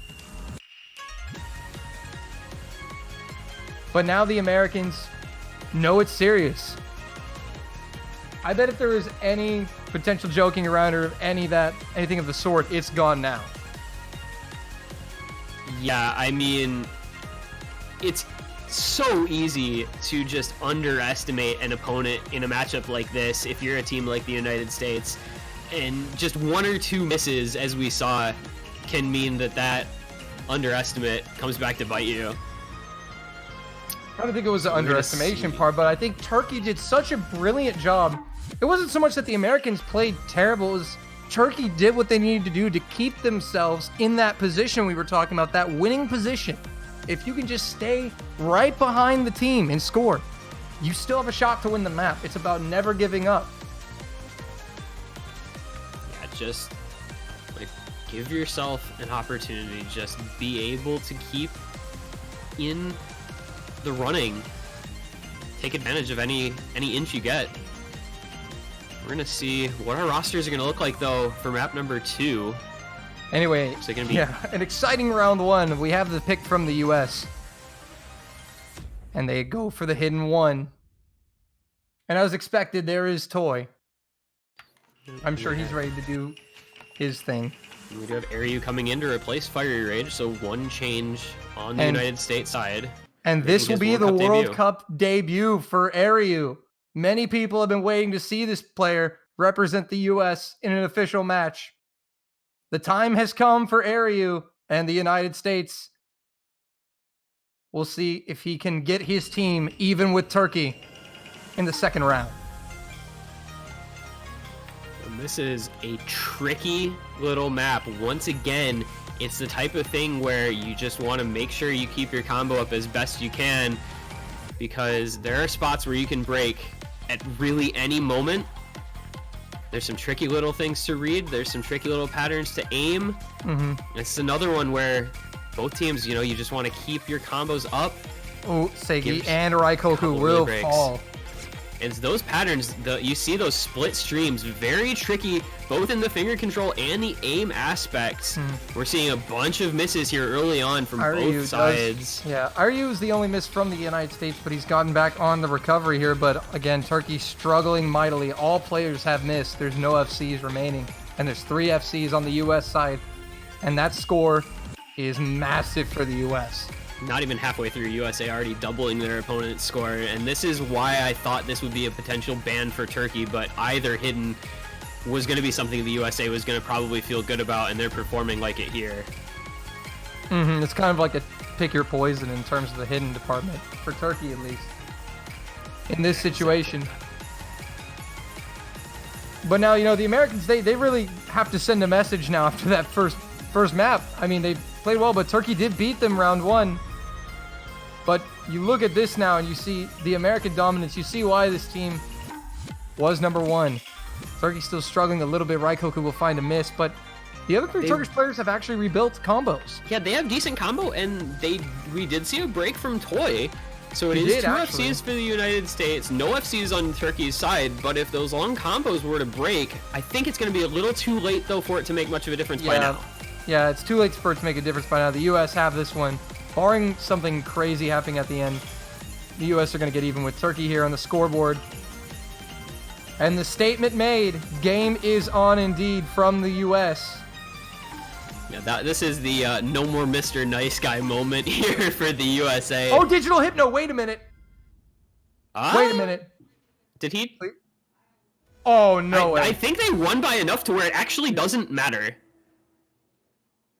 So we're going to see here what's going on with him. It has gone to the U.S. Okay, I think what happened is he just left immediately after the map ended. Oh, okay. That is my guess. Yeah. We know the tournament client is a little weird when that happens. If a player leaves instantly, it won't show their score up on the final screen because there's a slight delay between the map ending and the result showing up. I'm pretty sure that's all that happened there. Yeah, everybody has passed according to our referee. So the U.S. tied up at 1 apiece. There was no disconnect, no nothing. Just someone left the lobby too soon. But now it's 1-1. Turkey have the pick. Where do they go now? I mean, Nomad is kind of wide open, but there's no real safe picks. The thing is, there's no real safe picks against the U.S. here for your Turkey. And it's going to be, I was about to say maybe they picked Nomad 1, and here we see it on screen. So I didn't get to get that in before I sounded prescient, but it is the pick. So, you know, everybody knows, I think, the Nomad 1 kind of meme by now. It's typically a pretty straightforward aim pick with maybe some diff spikes in key eye sections. And that's exactly what we're going to see here with Junction Always. The longest map in the pool, 4 minutes, 19 seconds. So this one's got a lot of consistency to it. Well, alrighty.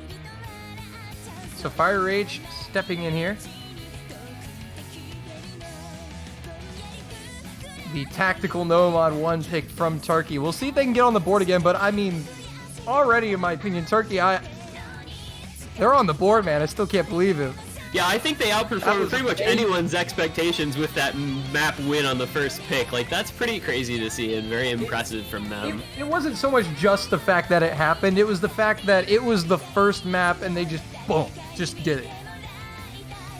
I mean, that's the power that winning those early maps has.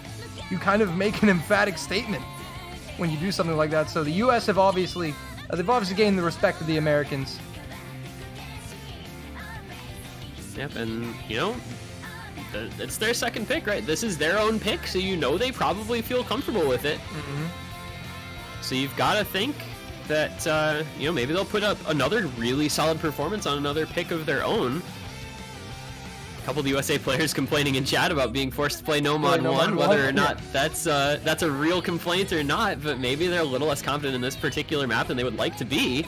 Hard to say for sure, I guess, but... Yep. But either way, fans in the chat, show your love and give your teams your energy for the US and Turkey. Cheer on your team. We always encourage it. And if you want to show your support even more, consider buying a banner for $2.50. They look cool, don't they? They're great. I think they look very fashionable. A great accessory for this fall season on your Osu profile. Definitely. Definitely. But here we go. A lot of Turkey fans in the chat. You love to see it. The little guy getting some big support out. Yep. And you know, the thing about like the little guys is their fans love them because it's more of that small, you know, kind of community feel. So this is really big for all the fans of Turkey. Here we're going to get into the first verse of our Nomad 1 pick. And so far it is Turkey eking out the slight accuracy advantage for now, but no misses to report. But Fire Rage will be the first. So Turkey to the lead early on. Still plenty of time, plenty of map. Good start here for Turkey, though.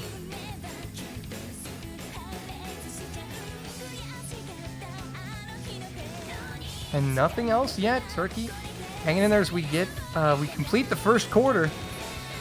Yeah, we're going to get into the first key eye, which is where you're going to see the first diff spike. Nobody breaking on those jumps right into the course, but Heiroi and Raikoho missing, I think, almost exactly the same note there. Yeah, simultaneous miss there. So that's a double miss. So the Americans going to be taking that advantage back, 3 FCs to 2. Turkey's still in it, though, in a lot of map.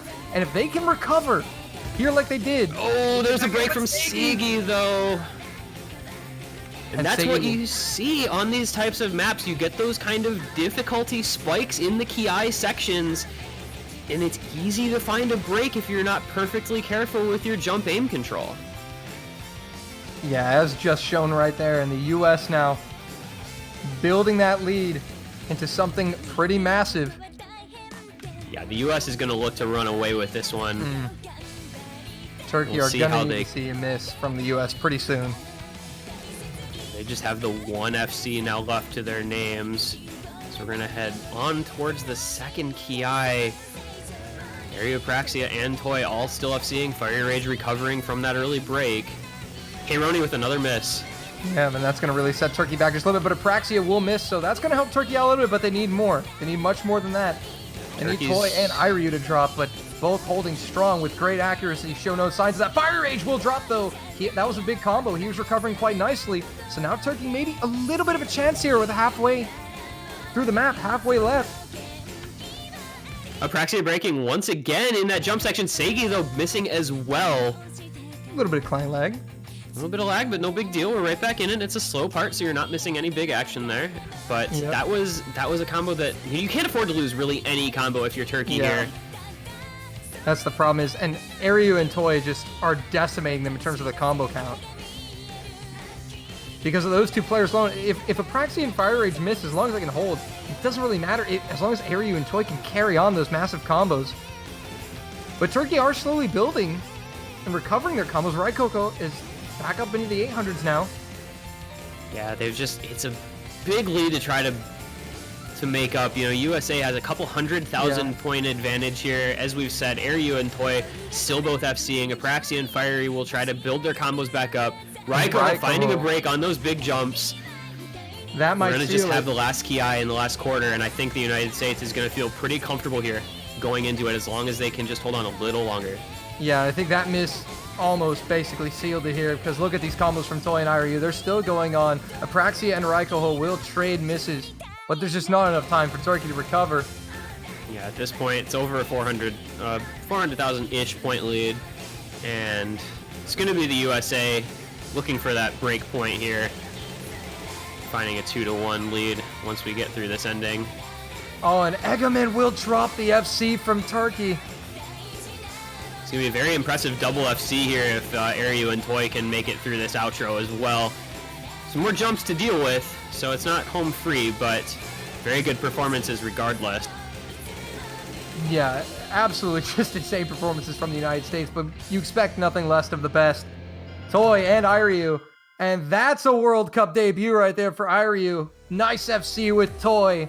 The U.S. take the lead 2-1 off the break point. Yep, and that's what they brought him in for. You know, we said he was replacing an AIM player on this squad and showing why he was chosen for that slot as he goes ahead and FCs the AIM map. Toy doing what you know him for. Toy is, after all, our boy, pulling a 2x100 FC. I'm being told by Asia that it's Iryu. Yeah, I tried to say that without just outwardly saying Iryu. I've been pronouncing the E the whole time. Oh no. Yeah, it's Iryu. Oh no. We need pronunciation guys. You could just call him Lane. That was his name for a while there. Now the USA will have their second pick. They don't have another hidden, but do have the low AR Nomad, they have the Tech Nomad, they have the entire DT pool. A lot of options. Yeah, I mean, there's a lot of options for this team with this pick here, especially now that they're in control with that 2-1 breakpoint advantage. Yeah, but also, I got to point out, though, on Turkey, Egemen, what a performance from him, holding that FC almost to the very end. He almost FC'd that map. That was an impressive performance from him, nonetheless.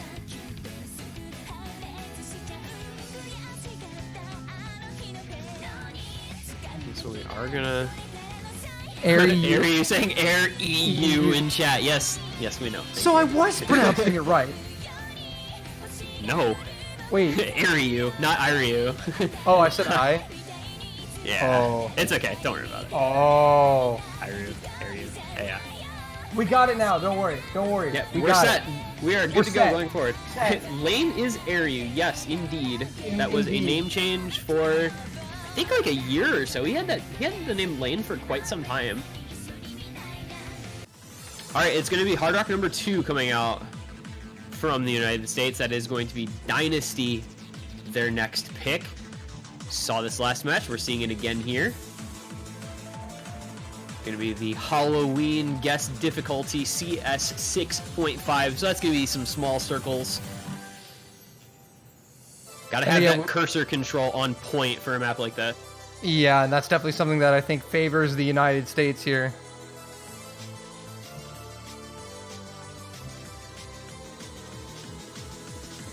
But anyway, the U.S. now looking for their 4th man, as well as Turkey for this.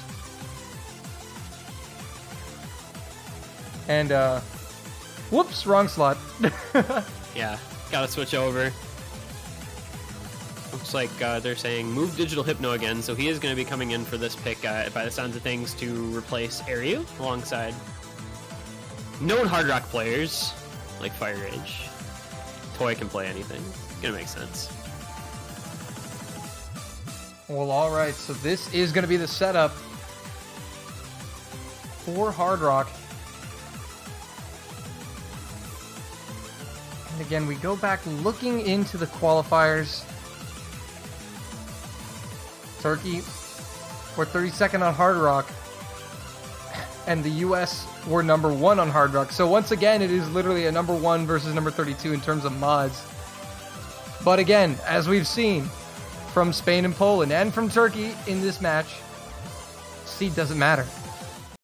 No, it really doesn't. You know, until on early rounds especially, a lot of these players are competent on anything, and it just comes down to who performs the best on that given play of that given map. And you know, that's why we play. Like I said before, you go out and you play. You don't just say, oh, they're the 1 seed against a 32 seed, they win 5-0 for free. Like, you can't do that, because the 32 seed can surprise you. And by the way, Fire Rage, no fail. Yeah, I think it's going to be interesting going forward in this tournament. We're going to see the no fail selections as a bit of a flex from players saying, I'm not afraid of failing this, no big deal.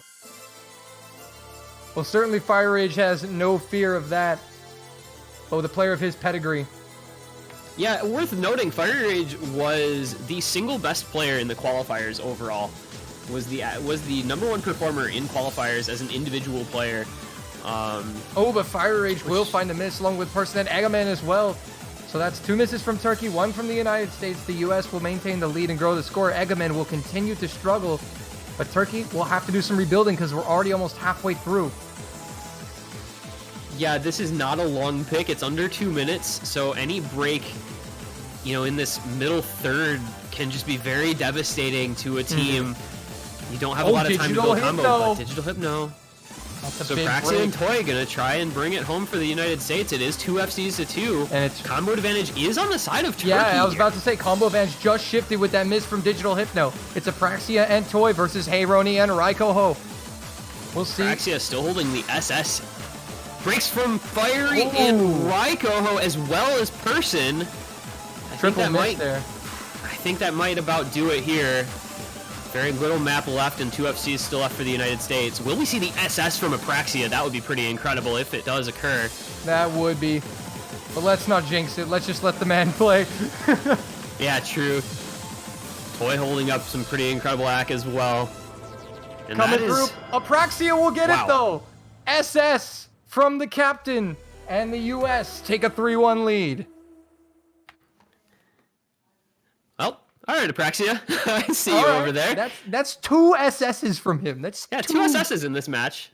2. Having himself a day, Mr. Apraxia came prepared. And he's showing everybody why he is, once again, the United States captain and a star of that team.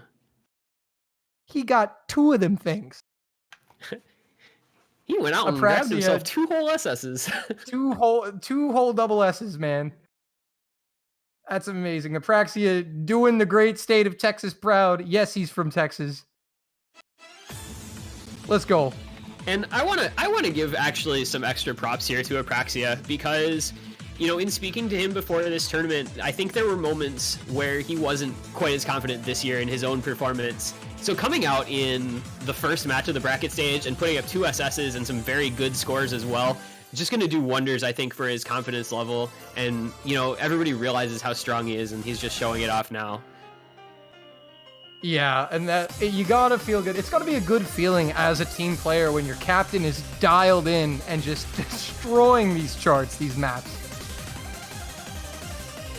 So, a definite morale boost. Yeah. Now we're going to go to Turkey's next pick, which is quickly going to be Mephisto.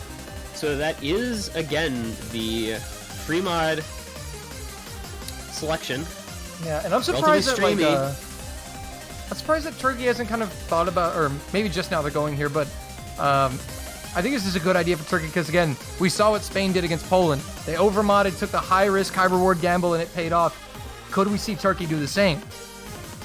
But the question is, the thing is they're playing against the United States. That's a team that could match them on overmodding if they wanted to, I think.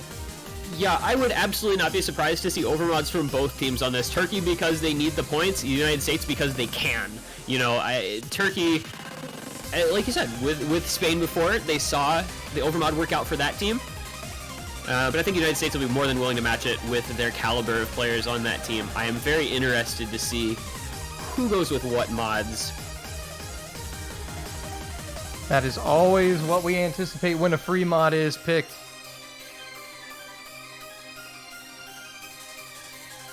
I think probably Fiery Rage, Hard Rock, maybe Hidden Hard Rock. Toy will either be a hidden only player or he could be an HDHR. Digital Hypno can kind of do whatever. I think if anyone's going to go no mod, it would probably be Airyu here just for that kind of safety gap where you have somebody who's going to be comfortable on it with a no mod pick. For Turkey, it's all up in the air just because I don't know their mod preferences quite as well, unfortunately. Yep, and then also, so in the bracket, for future reference, the winner of this match will face the winner of Sweden-France next week. Looking ahead to the spicy matchups that we'll see in the future, but looks like we have the lobby set and ready to go. Yeah, so it looks like we're going to be getting underway. We will get to find out who's rolling what mods out. Here we are. So it's going to be on the USA side. Toy Hidden, Fire Rage, Hard Rock, so as kind of expected. Okay. And then we are going to see the overmod from Turkey. They're going to run 2 Hard Rocks on Heironi and Raikoho, and then Egemen with the Hidden only pick. That is required 1 player with only Hidden. Some teams might feel like that's a bit of a sacrificial lamb. Some teams might have guys who are perfectly comfortable with it, and we'll find out which of those it is here for Turkey. Well, here we go into the free mod. So, it will be Segi, Airyu. I got it right that time. Good job. Proud of you. And Digital Hypno going with the no mod, the safety valves. So Turkey with the mod advantage, so that will help them out. But again, it could also hurt them because the skill required to play these mods. We'll see how it works out. But so far, no misses. The US lead off of accuracy. We do see Toy with the Hidden SS thus far. Airyu with the no mod SS. Those guys propelling that team forward into this lead so far. Yeah, that slider stream there can be a little tricky sometimes. Everybody making it. The worst accuracy from the US is Fire Rage, who's sitting at a 99.4. And that's with Hard Rock. Yeah, that's with Hard Rock, folks. Oh, Digital Hypno now 99.3 with no mod. Still playing well, keeping up the combo. Segi did find the miss for Turkey earlier. That's the only miss. With a break, though. Airyu does miss. That's at halfway. There's a chance if Segi can start. Wait, he did not break. He did not break. Oh, client error. Airyu did not miss. Oh, man. False alarm, folks. False alarm. False alarm. False alarm. Client, what are you doing? Work with me here. Still the SS for Airyu with his no mod. The United States still 4-man FCing. Will be the first 4-man we've seen. Three FCs still for Turkey, though, so they're poised to take advantage of a miss. Raiko will drop those, so 2 FCs for Turkey. And the US look to be cruising to their 4th point here. There's not really anything Turkey can do. They just kind of, this one just slowly got away from them, with the misses adding up over time. Can't defeat Airman, more like can't defeat Airyu. He's on the double S, dude. And this would be the 3rd SS for the United States in this match. And it will be 3 SS. What a play. but Fiery Rage will be taking home that MVP award with that Hard Rock FC. But Ariu, there's a debut right there. An SS in his first match. I think he silenced all the doubters. Yeah, if there was anybody that thought, why is Ariu on this team? And I don't know if there were, because I think most people know how good he is, but he's definitely shutting anyone who might have had that thought up. And now it is 4-1 match point. The United States, that was a break point as well. The US have the pick. And Turkey, with their backs against the wall, though, have played a really good match. I mean, I think for a 32nd seed coming up against the number 1 seed, I think this is way better than anyone could have ever imagined.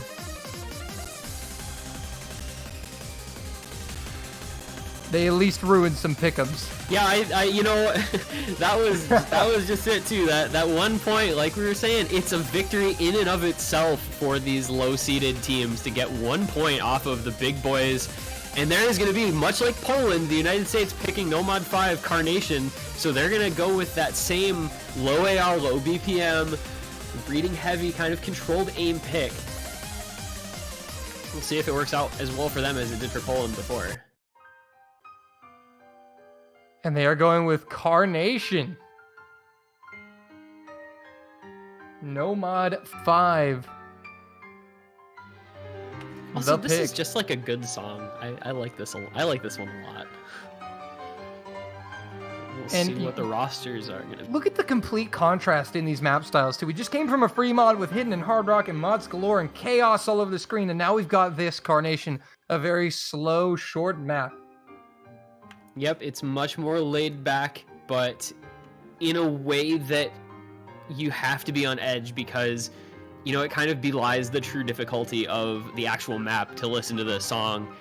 You know, when those streams kind of come in the last third of the map, you've got to stay on top of things, especially with that lower AR. Got to be careful. Always. 3 members in. See who their last is before we get into what could be the last map of this match. I think regardless of what the outcome of this is, Turkey have to hold their heads high after this. Taking a point against the US is not something that many teams can say that they've done.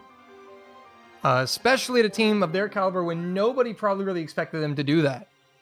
To come in and first map of the match, absolutely make a statement.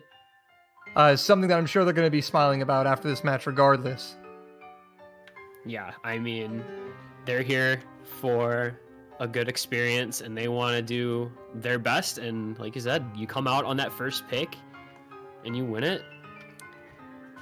And also, you gotta think, they're just, what a story here. The 32nd team, the team that just barely made it, taking a point against the defending world champions. And especially for a team that has not seen the World Cup since 2012. Yeah, that's right. This is their first World Cup since OWC 3. You know, it's been 7 years, and they're showing up, and they made it through qualifiers, and they're making a match of things against the United States, and, you know, on a couple of these picks, making them sweat a little bit, and that is all you can hope for, I think. Well, here we go, and Hey Roni is going to be forsaking the no-fail along with Fiery Rage. And as we saw before, very critical to keep the accuracy up early on this map because it starts off pretty slow, and then just maintaining your combo when the map gets a little more difficult later on. Well, here we go. A little bit of client lag to start, but we will get into it. Round number 6 between the United States and Turkey. It's Digital Hypno, Ariu, Fiery Rage and Toy for the US, Hey Roni, Raikoho, Segi, and Egemen for Turkey. Here we go. It's almost a little anticlimactic to go, I know. Here we go, and then have the song this quiet. It picks up, though. Don't worry, it picks up. It does. And here we go. Here we go. Yeah, here we really go. That's going to break from Digital Hypno and Raikoho. Yeah, the trade there already, but the US have a massive accuracy lead. Ariu once again. Is he going to get Toy and Furry? There's nah, he won't. There's no way, right? There's no way. That'd be insane. Raikoho with a second miss. And the accuracy lead pretty heavily in favor of the United States here with some lower AC on the side of Turkey. They're going to ride that to an already over 100,000 point. Yeah, Turkey have to stop the bleeding really soon. They need to see another miss from the United States to get back into this and hold their combos. Already over halfway through the map. I can't imagine how stressful it must be playing this in a World Cup situation, a song that's kind of this slow with this AR. It's When you think definitely about- a unique discipline. And you think about, you know, the adrenaline of being in an OWC match, and you have to control that to keep your aim steady in a map that is a little slower and requires more control than it does just raw aim. There's that 1/3 section, very tricky. Segi as well as Digital Hypno finding breaks. Yeah, but Segi kind of missed half that stream. Just mistapped. Got off to the wrong rhythm. And the US, though, looking to cap off a successful start to their World Cup journey. Looking for that back-to-back. Coming to the 4 end. out of 5 OWC wins. Pretty incredible. Fiery Rage will come in with a 99-61. But that'll do it. 5-1 United States. They knock off the 32nd seed Turkey, who played a brilliant game. We will see the US in the round of 16 next weekend. Turkey will drop to the losers bracket. Not eliminated, folks. Don't worry. Guys get to stay around, try to make a run in the losers bracket. USA, though, What a win. doing what they do best. Going out and saying, hey, we're defending champions, we're the best team in the world, and we're gonna put on a show on quite a few of these maps. See 3 SSs, some really great scores from them. At least 1 through AFC. Yeah, at least one through AFC. I think player of the match, though, has to be Apraxia. You know, the captain coming in, getting 2 SSs, really establishing dominance for the Americans in that match. Ariu, amazing SS coming through. A sensational World Cup debut from him, I think. Played very well, and I can't wait to see what this team is going to do in future rounds. But they get the win 5-1 over here against Turkey. That was what the USA wanted, and that was what some of these players needed, I think. Get that confidence level up going in to the first round and be ready to go. Round of 16, get some momentum, feeling comfortable. We'll see what these guys can do going forward in the bracket. Indeed, indeed. Well, we'll get a look at the bracket and the schedule here shortly, as we have much more from the round of 32 to bring you this weekend. A lot of matches still left to be played, guys. A lot of great players have yet to make their debut this year, or at least their first match, I guess you could say. Yeah, and But we're here gonna we go. we're gonna be seeing immediately coming up after this one. It's gonna be Brazil. I think a surprise member of the top 8 qualifying teams for a lot of players. The Brazil coming up against Belgium, and that'll be the last match of our kind of afternoon session here. Yeah, I think that'll be a very interesting one to see. You know, will Brazil be able to live up to the hype that their performance in qualifiers would have? Well, I think for sure, if you're Belgium, you have to immediately think about banning Hidden against Brazil, because Brazil's dominance on Hidden is real, and it showed in the qualifiers. And with these 2 Hidden maps especially, odds are you're not going to beat Brazil on both of these, I would say, if you're Belgium. So probably going to be a Hidden ban there. But interesting to see how they played out. Belgium's been slowly one of the smaller countries that's been getting bigger every year. Slowly but surely, they're starting to climb up. You know, and regarding the Hidden, Belgium was their best performance in qualifiers was on Hidden. That's so true. I would actually be interested to see, will they keep that around in the mod pools? It'll be fun to watch. It could be, because you have Brazil, who came in at number 1 Hidden. Belgium, they're seeded 28th, but their Hidden was 14th. Their Hidden was 14th. Their Hidden was better than Russia, better than Australia, better than Sweden. A lot of great countries. So we'll see what Belgium can do. But I believe we are going to be tossing it over to... We're going to be tossing over, I think, to Azer and Fours for that match. Yep. We will not be joining you with for the Brazil-Belgium match. But it's been a pleasure to cast the Poland, Spain, US, Turkey matches for you guys with my good friend, this one guy. Yeah, this has been great. I think had a great time. This is my OWC casting debut, and you made it super fun. So thank you, Dolan, and of course everybody in chat. I think we had a good time. We had some fun matches to watch. Well, I think the Twitch chat will agree you did a fantastic job, and here are the rosters for Brazil. But we're going to flip it over to the other casters who will be joining shortly to get you started for this epic matchup. Don't go anywhere. More OWC is coming up. For T1G, I'm Dolan. We'll catch you later. Have a good one, folks.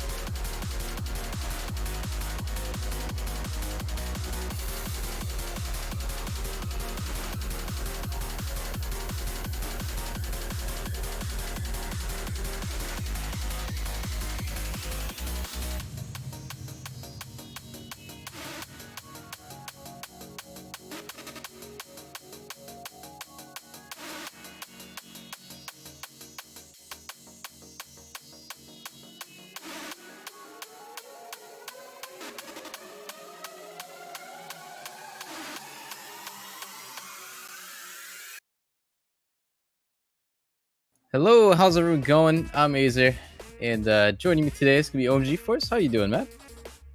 Hello, I'm doing fine. How about you, Azer? I'm doing great. I'm so happy OWC's finally starting, and we're already seeing some pretty good matches. Even though, on paper, you know, you weren't really a lot of upsets. Not necessarily upsets, but like Turkey getting a map, Spain showing up huge as well. Or actually, you know, like teams that weren't really expected to like get maps off of these giants, but they did. Right, and in general, you would expect this to be a lot less this time around, mostly because of the nature of how we got these matchups, because they all came from qualifiers and got ordered by the performance of qualifiers and got seeded this way. So in theory, stuff like the USA versus Turkey should have never really be like as it wasn't really close. Let's not like overstate the fact. But it definitely wasn't very unexpected of getting a point. Turkey being like pretty much the 32nd worst team of all the players playing, right? And you would expect this to be a lot less frequent than last year's. Yeah, of course, on our hands now is going to be Brazil versus Belgium. I think out of all of the matches that, like you said, the bracket created matches, right? I think this is going to be pretty close, maybe on paper. I think Belgium, I think most people will say, are pretty underrated. So, and I think same could be said for Brazil, but I definitely see Belgium taking easily 2 or 3 points on this match. It is a possibility. It might not be as close as some of the matches which are in the middle of the pack in terms of seeding. But Belgium is a team which has a few D rankers, which would be an argument for potentially getting pretty good performances as they are used to tournaments. And this being an easier pool, you can maybe see a lot better performances across the board from Belgium. But it's Brazil we're talking about. They've always had really strong players, and every time they did show up. That's the thing with Brazil was I think you could kind of say the same about Brazil, but on a different like scale. Obviously, Brazil last year getting top 8, which I think most people will also say it was a bit of a like not an underperformance, but like they clearly show potential to do much better this year, right? So this is I think by now, especially after the qualifier run that Brazil had, easily a top 8 contender team. I think that's like the bare minimum that these guys will show up for. Of course, having Mouse Easy back after Mouse Easy pretty much being one of the tournament MVPs in 2017, I believe. Even though Brazil did not go too far in that year, but yeah, Mouse Easy I remember showed up huge, and he was like on the level of like Bubbleman and Dust Ice and everything. Right, and in qualifiers he did show up a lot again. But the real star was pretty much Mystier. Well, which Mystier? Which one? The Mystier with the first, like after the M comes a Y. That missed. I think last week I said the Missia with a Y. I didn't realize both of them. Yeah, both had Ys. It's like, where is the Y? That's the bigger question, right? Oh man, but yeah, he showed up quite a bit, getting one of the best performances in the entire tournament on 9 maps. Marcy's also played on 9 maps, so you pretty much will see both of them play almost everything. But he pretty much stole the show. Yeah, I think another really good player for Brazil is also going to be my Angel Sim, who kind of flies under the radar a little bit, but he's kind of just silently carrying in the background all the time. He's shown huge performances in community tournaments this year, so definitely expected to do a lot better than I think most people would give him credit for. Of course, we also have Miss Magius, Blue Dragon, one of the old guard players, still good. Yeah, I think Brazil have a pretty solid roster, especially on Hidden. I would say Hidden, they actually got the best Hidden scores in the qualifiers out of everyone, so I would expect them to show up huge on that today. Yeah. It's not going to be banned against them, that is. To be fair, they got 3 SCs on Halcyon, which is really good. I would probably expect them to also go for a Pro Shot 8 if it is open. But as you say, it will probably be banned. Belgium also didn't have a bad Hidden performance, but I'm not sure if it can reach Brazil's. Yeah, that it's is a big question. It's kind of conflicting because Belgium's run on qualifiers also had them have the best scores on Hidden for their performance, right? They ranked 14th on Hidden, and their next best was 26th. So, you know, it's both of these teams show up huge on Hidden, so we'll see if like Belgium will like respect ban it maybe, or they'll just go with it and see what happens, because they definitely can take points off them potentially. Right, I can expect at least one of those two Pro Shot 8 or lower Pro Shot maps getting picked, which is Nomad 5, Carnation, or Hidden 2. I think both of them, either one of them will get picked and the other one will get banned. I think that's definitely one thing we can look out for. For the rest, it is a bit harder to say. I think it's then mostly about picking your strengths, especially when you have an unknown team or if you're not entirely sure about stuff. If the maps don't align the same way as they did in qualifier, you should probably just pick your strength. Because if you 4-way see something, chances are it's already a really good pick for you, right? Yeah. Actually, I think if I'm not wrong, the casters pointed this out in the last match, but I believe there has not been a 4-way FC yet, and we're like halfway in the round of 32, which is quite interesting. I don't know, I would expect at least one, you know, but I don't think there has been one at all. And we've seen most of the big teams play already. We've just seen USA and Poland play, and you'd kind of expect both of them, or at least one of them, to have 4-way FCs, but yeah, it hasn't happened, I believe. And actually, I am wrong. Apparently, the US did 4-way Mephisto last match, so that was the first 4-way. There's only been one. All right, once. I mean, at least one, right? So we can't say there's a 0% 4-way FC. But yeah, it is a little bit less expected to go 4-way FC this early in the tournament compared to the last or previous years. This one kind of being equivalent to group stage. Map polls being harder across the board. Things will look different at least, or at least the SS charts, which you, I think, compiled last year, are gonna look a little bit less dense than last year's. Yeah, and we're finally getting ready to get into warm-ups, and that is Wait, what? Terrifying. That is very terrifying. Oh boy. I don't like this one. I mean, it's even called hell. I mean, how terrifying can you become? Difficulty. Oh boy, it's a difficulty called fart. But the artist name Clowncore. What do you listen to? Clowncore. That's my jam. Why is at my funeral? I mean, I have never heard of this artist, and I think you guys are also pretty happy that I haven't ever heard of this artist. Otherwise, this would be in the pool. This is Belgium's warm-up, so you can blame them for this disturbing imagery. Wait, what? It's a very interesting combination of genres. What is this? Wait, what? Alright, it's chassis, and then it goes balls to the walls right into it again. Yeah, have you never heard Cloud Core before? Yeah, sorry, I'm a very uneducated peasant. Actually, a lot of Japanese rhythm games will have to specify genres in their music selection, Oh, and some of them can be quite good because they don't have to like fit a list or anything, so they just make stuff up. Clowncore is definitely something I can see on there. yeah, I think that genre is called Big Black. Oh god. Who's actually failing that one? So Belgium Yeah, will win on their warm up with B rank. I mean, you can call this one pretty much a clown fiesta. Ah, yes, outstanding accuracy out of F Blade with the solid 91%. Ooh, that was almost an A. Ooh, zero, like a one-digit miscount. Great job by him. It seems like Belgium definitely has a chance coming into this match. I mean, this Clowncore song definitely is like, it just represents Belgium and their performance really well across the tournament.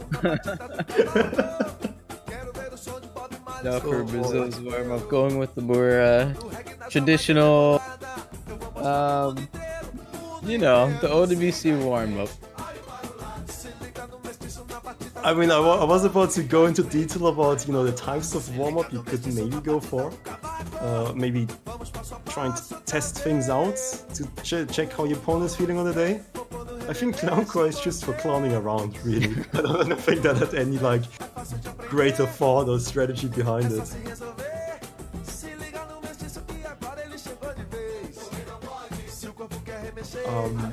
I have a feeling we should probably get Dollar in this one to pronounce this map's name, because I'm not sure about this one.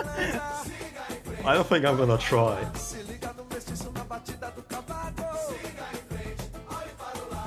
But this is the map. Out of all maps I've ever seen, this is definitely one of them. This is a map. We haven't technically seen it yet, so we don't know if it is a map. Yeah. Oh right, yeah. Who knows? I mean, could be possibly anything at this point. I mean, you've seen Clowncore. Is that really a map? What? Wait, what?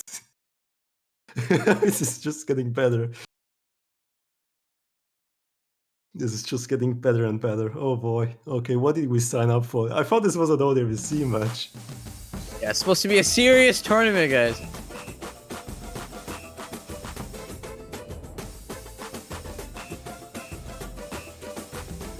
This background is just a lot to take in. It's like, is it Captain America and like Mickey Mouse? And then, is it also like a clown from the second of the left? Mickey Mouse is jamming out. Look at him.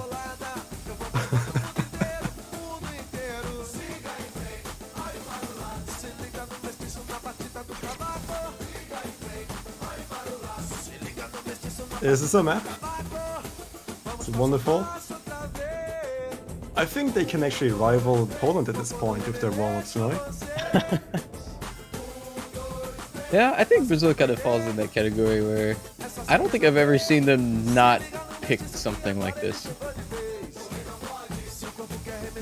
Right, it's just their way of like blessing the chat and the stream.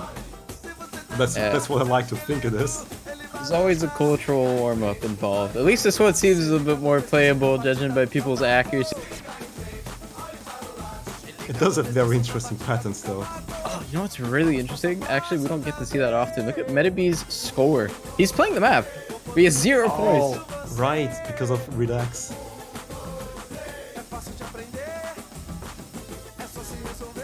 Oh, that would make sense. Oh, did you think he was performing slow? Yeah. Oh, come on, he's not that bad. I don't know. I thought the reduction was enough to just give him 0 points. Oh man, poor Menavie getting flamed by Aza. Yeah, it's just expected, right? It's 0-0-0 score.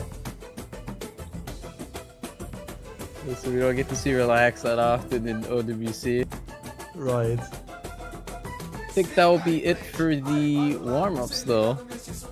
So, no more clowning.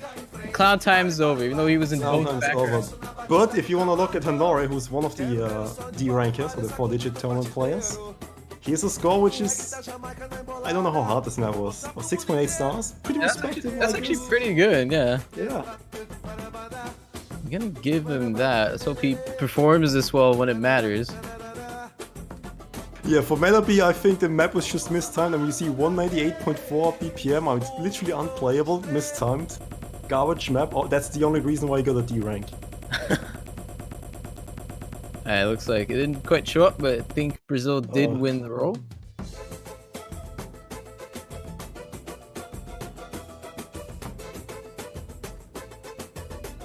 Oh yeah, and for winning the roll, you can decide if you want to pick first or second. This is your choice. The rolling rules have been adjusted a little bit compared to the previous years.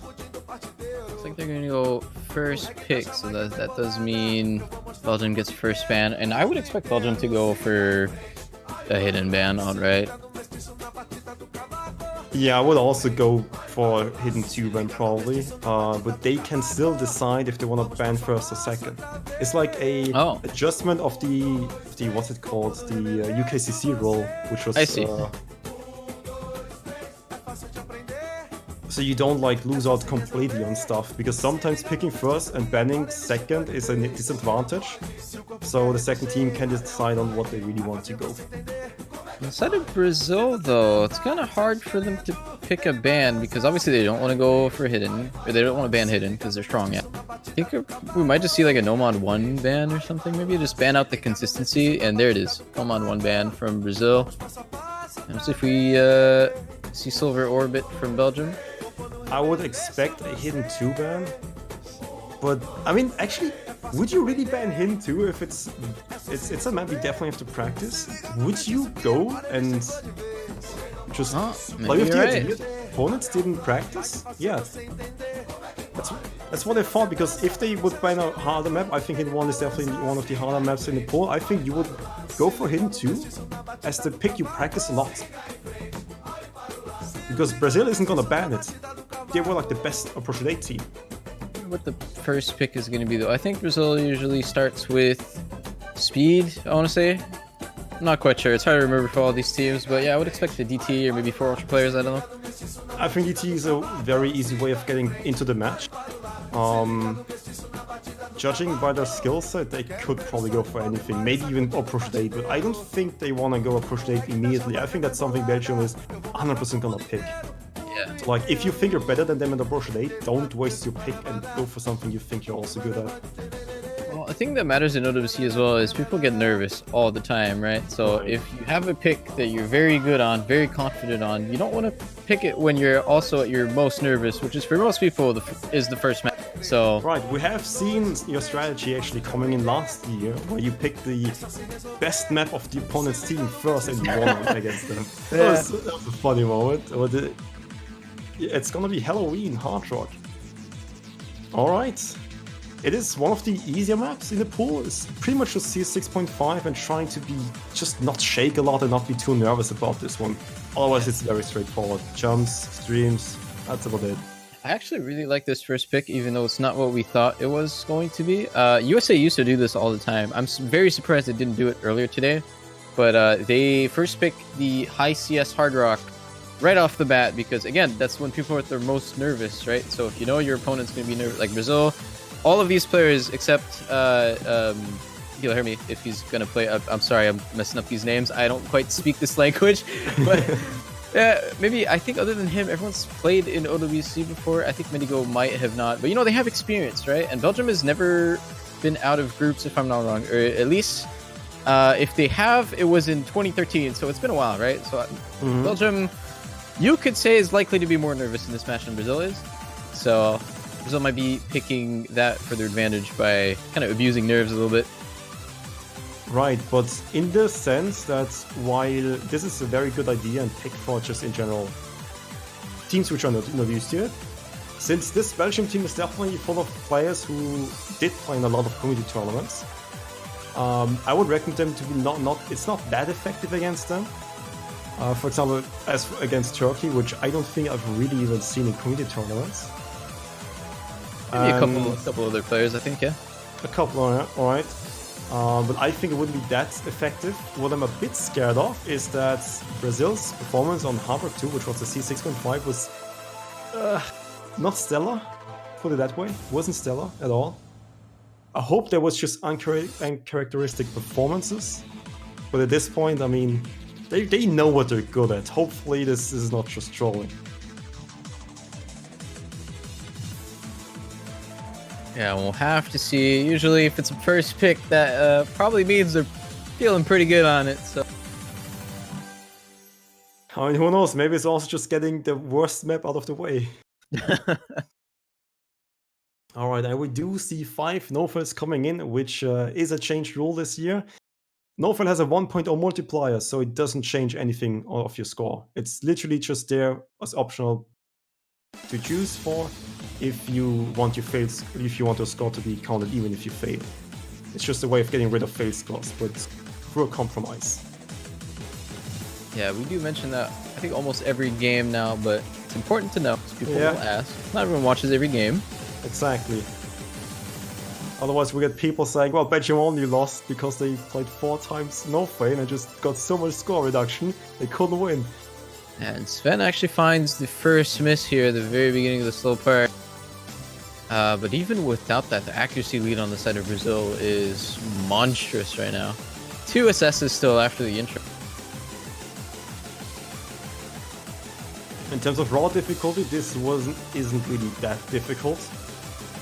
C6.5 is gonna be the scary part though.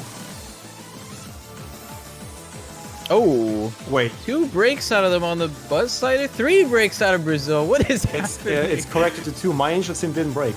Oh, okay. But Sven repeat breaks. This is the worst part to break actually, and Honori also breaks. Oh boy. Okay, wait, it looks like that was just client because Mendigo also didn't break, so I think it was only Mistia. Oh god, I'm getting PTSD from 4 years ago. So many ghost breaks. Yeah, Mistia does find another miss, and so does F-Blade, so there's a huge lead on the side of Brazil right now, still with 3 FCs. For now, I would safely say this is Brazil's win. Although they only have 1 no-fail, I mean, they could maybe fail. No, they don't want to fail on this one. I'm not gonna pull out unlikely statistics here.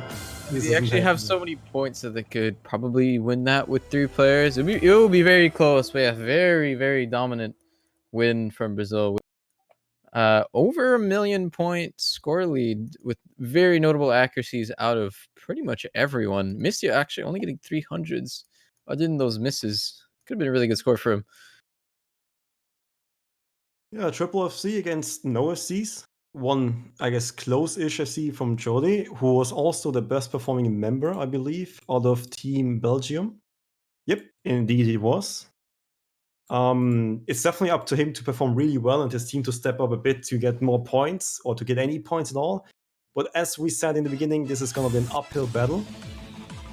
And you can only make a match so close as it truly is. You can't really hype up something where it's one side, right? It's up to Belgium to make this a great show. I mean, who knows? Now, Belgium answering with the speed pick. It's going to be Season Spectacle.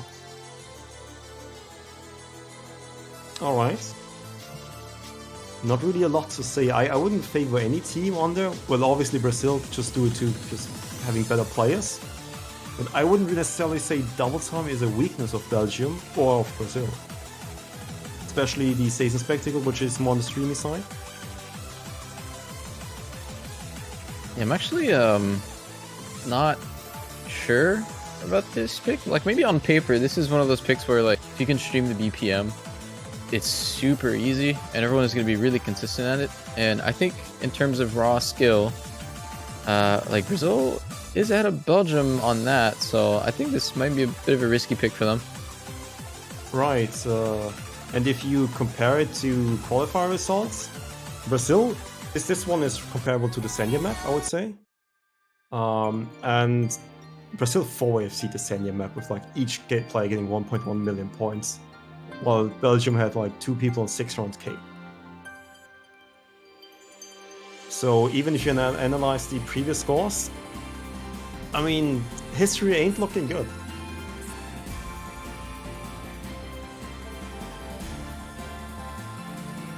Yeah, but then again, I don't really know what Belgium can pick, right? Being in this situation is always really complicated because when you're against a country that is as good as Brazil is, right? So once you're against like one of the monster countries, what can you pick? Like, it becomes really, really hard to like identify like what you have a chance at getting a point on if there isn't something that's like immediately obvious.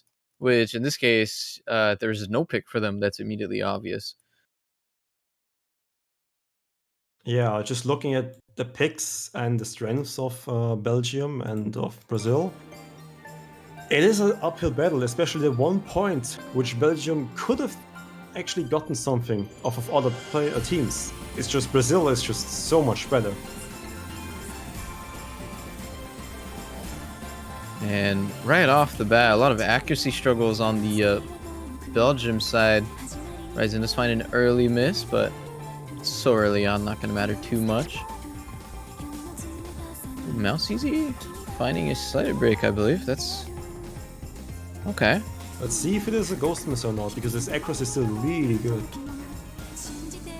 Yeah, you might have just over-aimed something. I think that was actually a real break. Yep, that's a real break, I believe. I mean, that gives the advantage to Belgium as long as they fix up their accuracy and keep the combos. It seems like since the beginning of the map, everyone kind of recovered a little bit, but Ryzen does find another miss as I say that.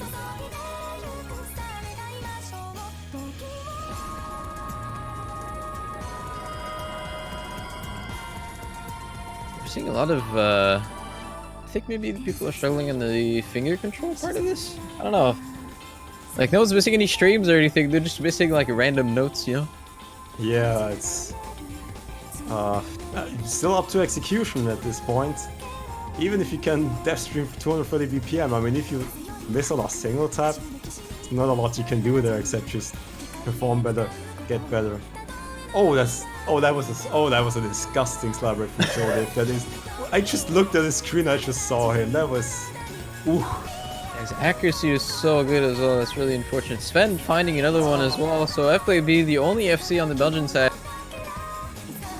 It was such an easy slider, but he just wasn't on the note for some reason. I hope it's not the nerves. I think this map, like the way it flows, can take a lot of people off guard because it is fairly old, right? Like it's the patterning is a little bit unconventional. Like it looks easy when you look at it, but you would expect like things to be further apart sometimes, and then they're not. So like if you haven't practiced it too much, it can kind of take you off guard.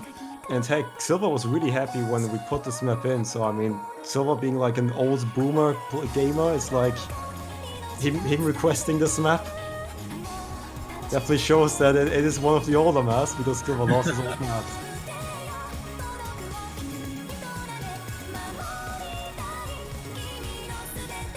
Yeah, this map's over. Very, very good performances out of the entire Brazilian team. Only Mouse Easy with that random slider break at the beginning, but yeah, huge accuracies on them. And no one to really answer on the Belgian side. FPlay did find a miss eventually. Mouse Easy accuracy though. Oh yeah, that's tasty. Jody as well, but 350s, one of them being the slider break.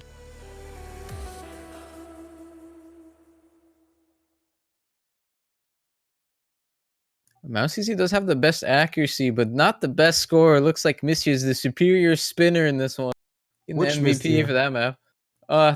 Misty, yeah. Boy. One of the Misty's. The one with the Y. The one with the M and the Y. Alright, got him. Yeah, that pick not working out too well. Again, kind of like I said at the beginning, I think a pick like that might not be the best option against a team like Brazil. Could maybe... I mean, would you go Carnation? It would definitely be maybe a bit closer depending on if you really perform, because I think Carnation definitely has more fitness potential, a little bit, because of the 1/3 part. And then Silver Orbit, obviously, the hidden 2. I think otherwise the maps would be too hard for like Belgium to just easily 4-wave C. Honestly, I see both of those maps being picked at some point. Brazil has a really scary Carnation roster, I feel like, between Miss Magius, Mistia, and my understanding. And Easy. Mouse Easy is also so good. Like, I remember him playing some of her state maps and he just destroyed it egg-wise. Disgusting. No, it looks like it's gonna go for DT3. Okay. So, I mean, that's a smart pick. They just kind of dominated on DT2, so... Yeah, Belgium just kind of gave them free information about picking DT and just not winning it at all. That's also why you usually see people starting with like a very niche pick or a normal, because normal is so so diverse that you can't really say, well, we won one normal really hard, so we win every normal. Brazil going with the full M roster.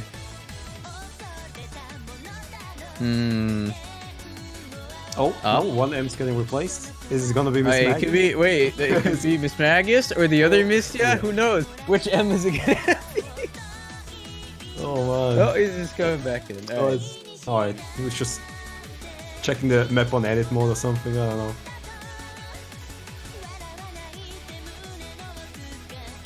Oh, people are talking about offset.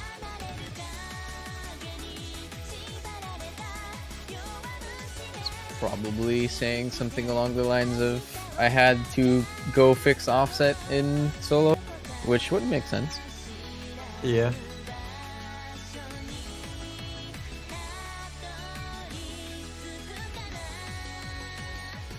Probably will look very similar in terms of roster from the last DT map. Oh, and one player is not in the server for the Belgian roster.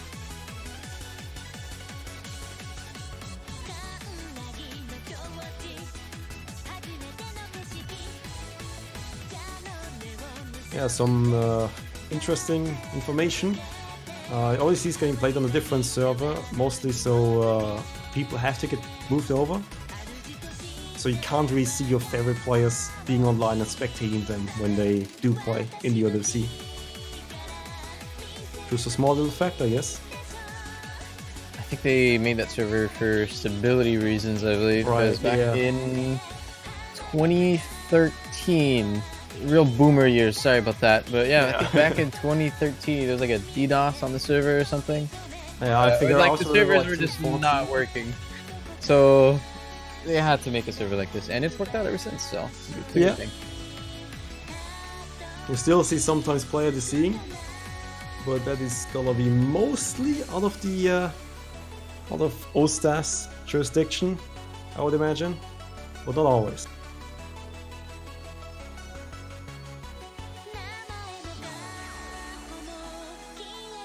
Alright, now all the players are there, so we can get moving with the third map. So Aza, who do you think is gonna win this one? Honestly, probably Brazil, with how dominant they were last time. It is a fairly similar map, right? Other than the AR difference. It's very straightforward, kind of old mapping. I think if there's anything in this map that can trip like people up, is some of the rhythm choices are not as you'd expect. But by now, I would assume that all of them have practiced this extensively, that it's not going to trip them up. Right. I wouldn't really say anything else. I would share your opinion on this case. Probably gonna be Brazil's win for this map.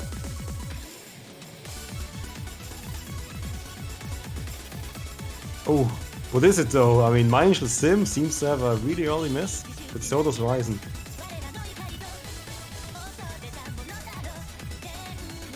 What's the best act we've seen on this so far? Hold on.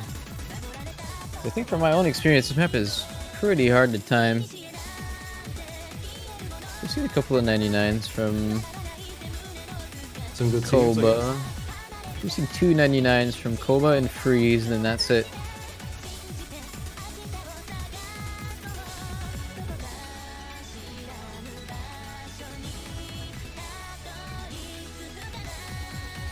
So far we do have some 93% accuracies from Belgium. Oh, a lot of breaks though. Yeah. Judy with the only FC. He's against 3 of them. Ryzen is still holding combo after his early miss, but having to compensate for 2 FCs isn't really the way to go.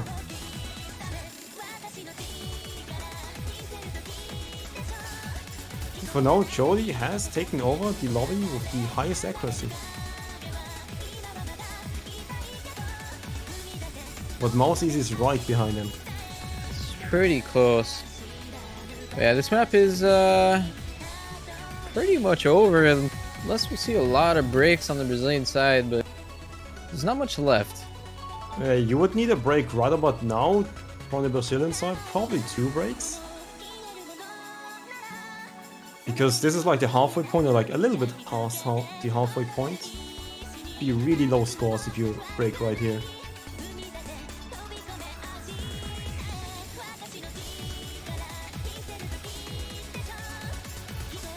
Yeah, I think at this point it's pretty much a done deal. This point's probably gonna go to Brazil.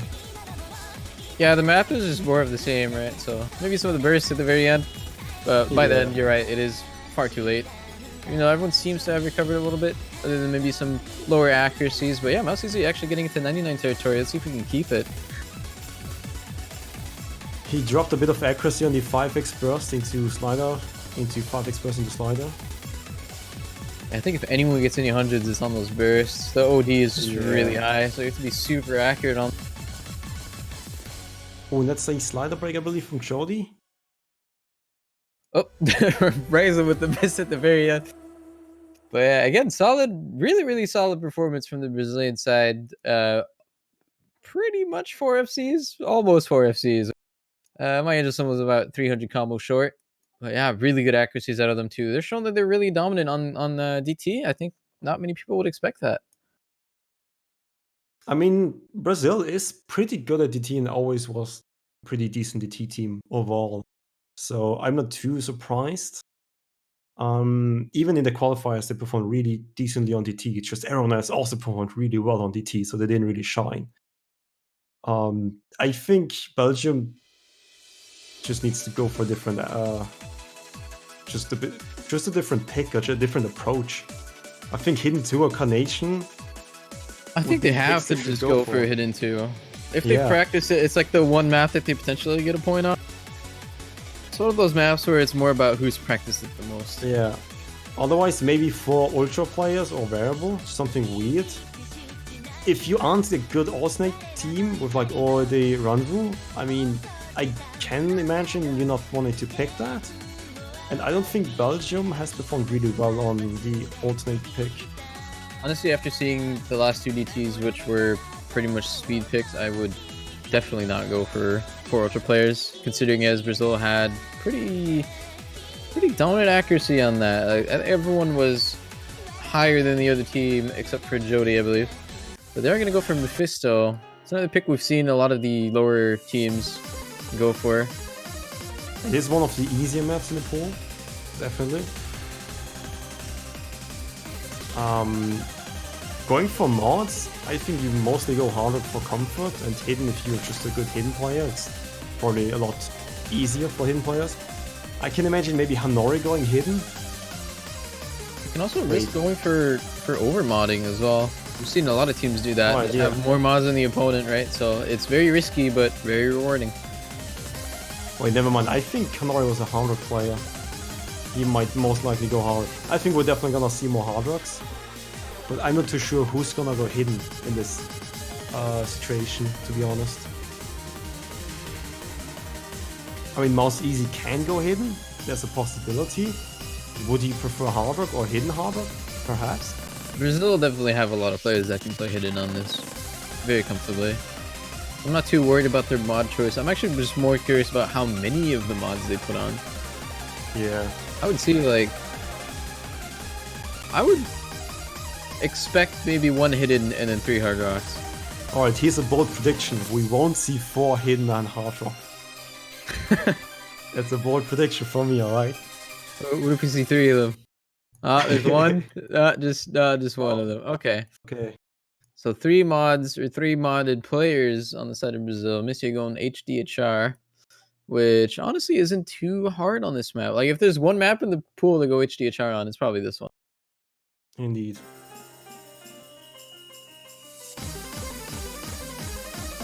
Mouse Easy had to go hidden because there has to be one player on each side which has to go hidden only. So you couldn't just go hidden hard and say, well, I got hidden, it's fine, no one has to go hidden only. That is one of the rule changes this time around.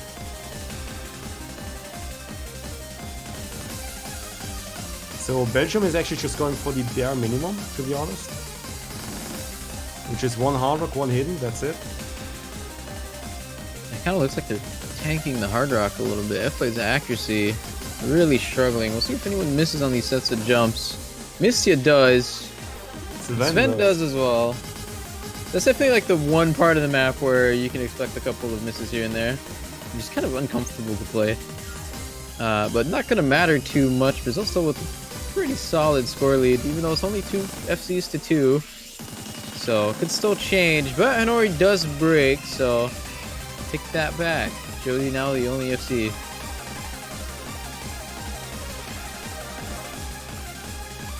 It is one of the closer picks, that's one thing you can at least say. It's been debated. 200,000 points in difference. Yeah, honestly, it's not over yet because Missia did find a lot of misses in that one we didn't comment on, but if that happens again. Okay, Honor just had 2 breaks, so I'm pretty sure at least one of them is real. So that's gonna, that's kind of gonna seal the deal for Brazil on this one. Oh, but Sven misses again. I think this should probably be over at this point. It's 2 SCs against none, against 1, and F-Blades is just matching Angels at this point. Yeah, again, Mouse Easy with pretty good accuracy on this one. I think he only had 200s, 300s. To be fair, it is approach 8. This map is more along the lines of either you have C or you almost have SS on hidden. I mean, either you miss or you almost SS on hidden. Because Yeah, it is only OD8. You're more likely to get misses than hundreds on this. You are correct. But now Brazil on match point, and it's their pick. So it's going to be a clean sweep. They still have a lot of things like we mentioned earlier. There's still Carnation and Hidden 2. A lot of really good, like, very Brazil favored picks up there, but haven't been picked yet. Looks like they want to go for DT maybe.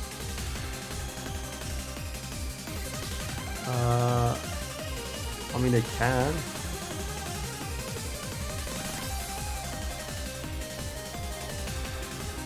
I mean, the way they're asking is pretty obvious on what your intentions are, right? I think.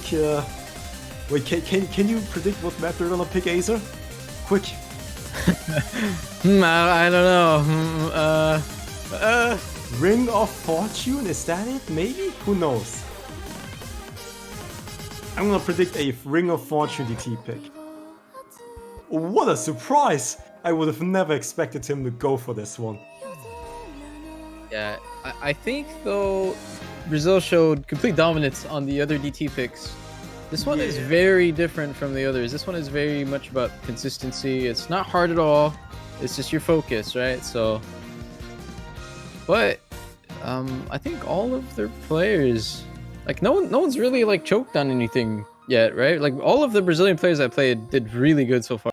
Yeah, they just had some misses at the beginning, like Mars Easy getting a slider break, but otherwise the rest of them are seeing.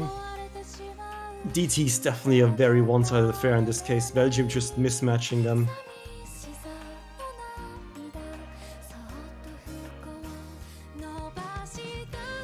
since Belgium doesn't really have that much of a 4-way DT roster, which is solid. And Brazil is that good at DT, it just creates this huge rift, which looks so one-sided.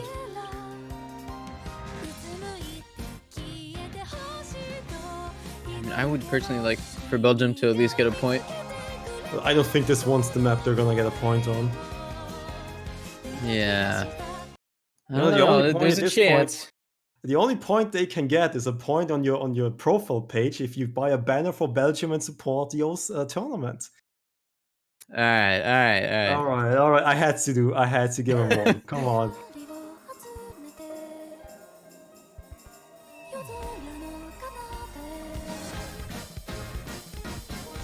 Well, otherwise, Ring of Fortune, what can you tell us about this map? What's the difficulty about it, Aza? I kind of just went over it already. It's just consistency, really. Like, this is, I could say easily, this is going to be the most comfortable map for every country. Right? This Is it Streamio or is it Aimio? What's the big focus here? like Oh, neither. is it? Alright. What are you asking me? You're the one who picked it. Dude, I'm trying to create a conversation here, and you're just being so... You're not being social here and trying to help me out. I'm really disappointed in you, Aza. I mean, I told you it's just consistency, but yeah. You have to keep talking about the map because there's not a lot else to talk about because everyone's FCing, right? That is correct. You can mention that everyone's FCing. Oh yeah, right. Hey guys, everyone's FCing and scores are being held. But who knows for how long, right? But kind of like to back up what I was just saying, if there's one map that everyone's gonna FC, it's definitely gonna be this one. We're gonna see a lot of ACK battles on this, and we already have. Oh wait, what? Gilherm actually missed it. Please don't be a ghost miss. Please don't be a ghost miss because this might be the moment we're waiting for. Oh, please be a ghost miss. I want Belgium to get a point, man. Oh, is it because you pick us? No, Like not at all. biased? Not no. Aza, no. you I'm gonna post this on Reddit. Aza being biased. What? There's pickups? Disgusting. I didn't know there was pickups. Oh, pickers? Oh no, wait, what? I mean, they're still FCing. Belgium is FCing. And Brazil isn't. Well, they are 3 members, but not 4. And Yeah. that's I don't know how good you guys are at math, but I think 4 is greater than 3, but 3 is equal to 3 because Melody just missed. Yeah, but what's happening to I can't say this name. Can you hear me? He has 86%. Like, Wait, I didn't notice that. What?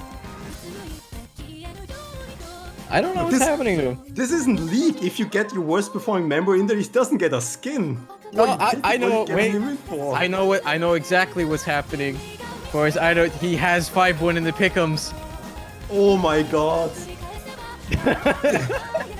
He actually bet against his own team to not 5-0 and go for 5-1, and so he's gonna have to throw this one.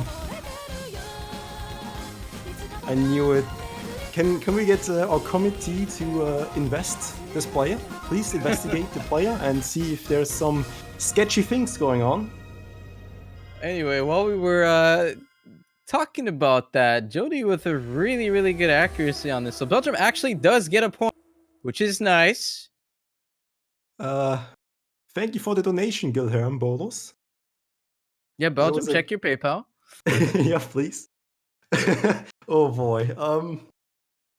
I mean, Jody, FCing as, or like almost FCing, I guess, getting really good accuracy as expected from one of the best performing members, but he didn't get the best score of his team. F played actually, and Hanori Oh, I didn't even being notice. their support.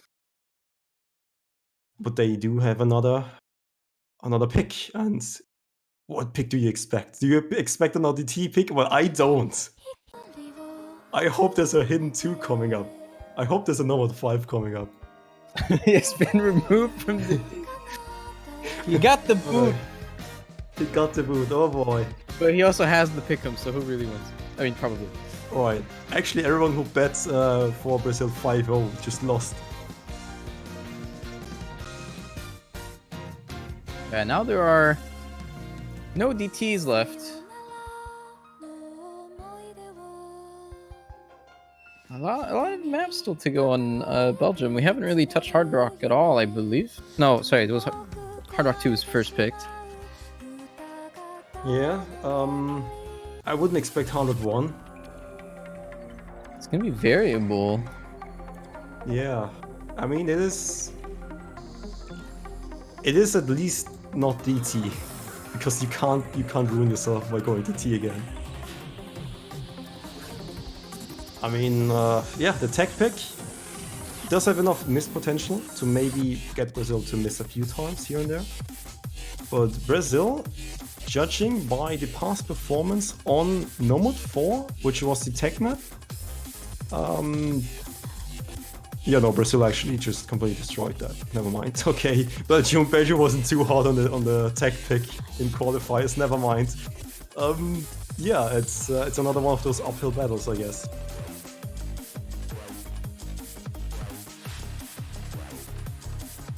This one's gonna come down auto performance, but Brazil is gonna be favored to win this one. Yeah, honestly, I don't really know because we haven't really seen any map like this played so far, if I'm not wrong.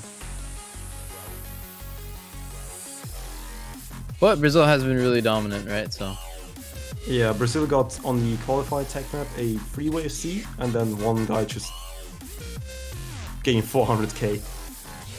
While Belgium in general just got like 500k's, 400k's across the board. But this one is a little bit different. It is not completely slide aim. This one does have some finger control in it for some of these repeat sliders. And it does have some of these doubles, space doubles, 1/4, which you need to snap properly. If you don't, well, it's gonna be a slider break, sorry. That's about all I can tell you about this one. And it's on the longer side, yeah, which I would... really lengthy is probably the hardest thing about this. Yeah. But do you think the length favors Brazil or Belgium? Based on how this is went, easily Brazil. Brazil also have players that are known to be really strong on this type of... Yeah, I mean, but we also thought DT1 was a pretty free win for Brazil, but then they... Alright, okay. Belgium just got... I mean... I've got to hand it to them. I didn't know Belgium went this far and actually had a spy in Brazil's team. There's a bit of a unforeseen situation there.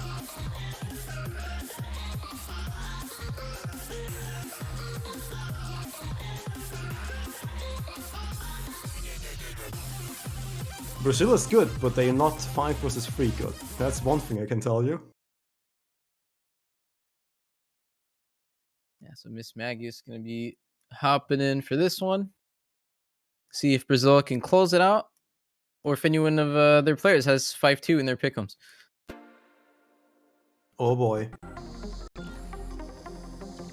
I mean, Miss Magus is coming in. Who knows how his pick'ems are looking like.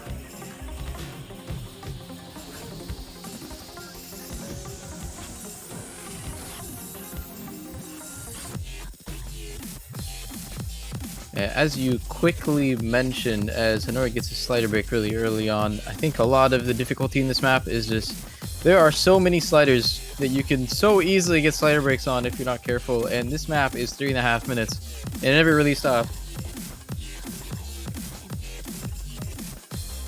Well, Hanori missing on one of those space triples.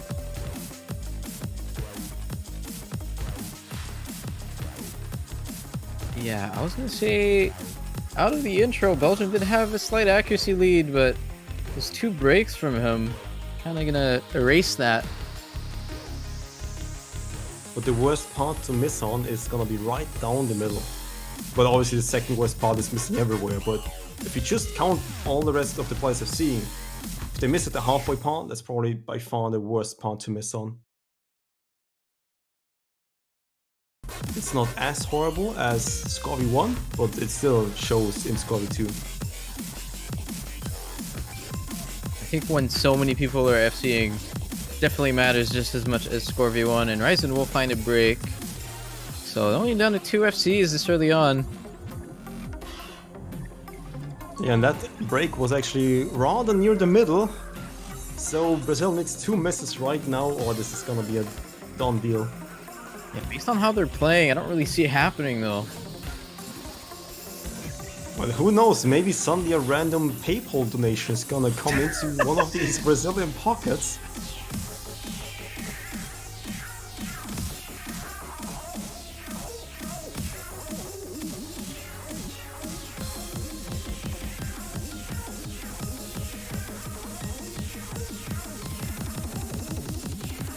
there's any misses on these buzz sliders here. No, everyone hits them. All right. Is it gonna be a 4-way C? That is probably the only question we could maybe be interested in answering right now.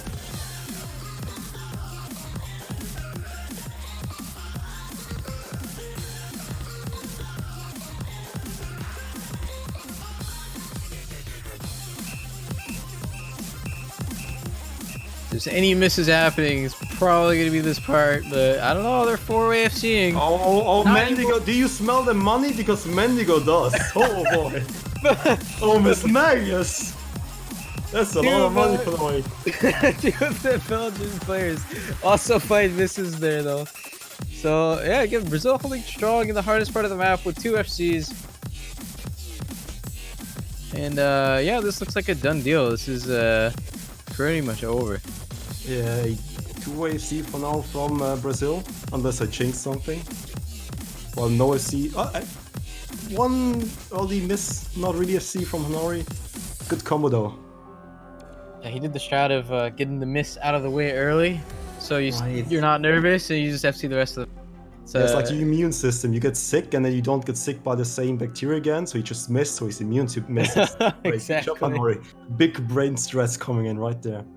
Brazil actually finding no misses despite 2 slider breaks, 2 full combos with 700s out of Mouse Easy and My Angelsim, and that will be the game. And should have probably been a 5-0, but again, it's gonna be a 5-1.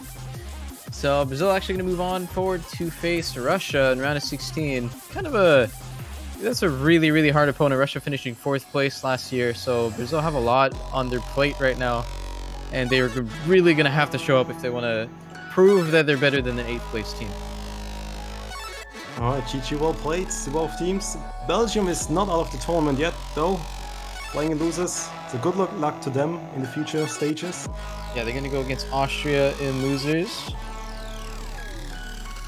Ooh.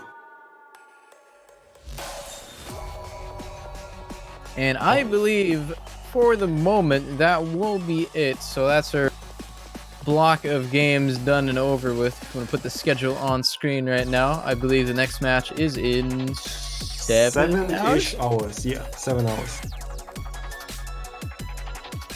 Yeah, it says 8, but it's actually 7. Oh, there you go. Now it says 7. It's going to be China against Mexico.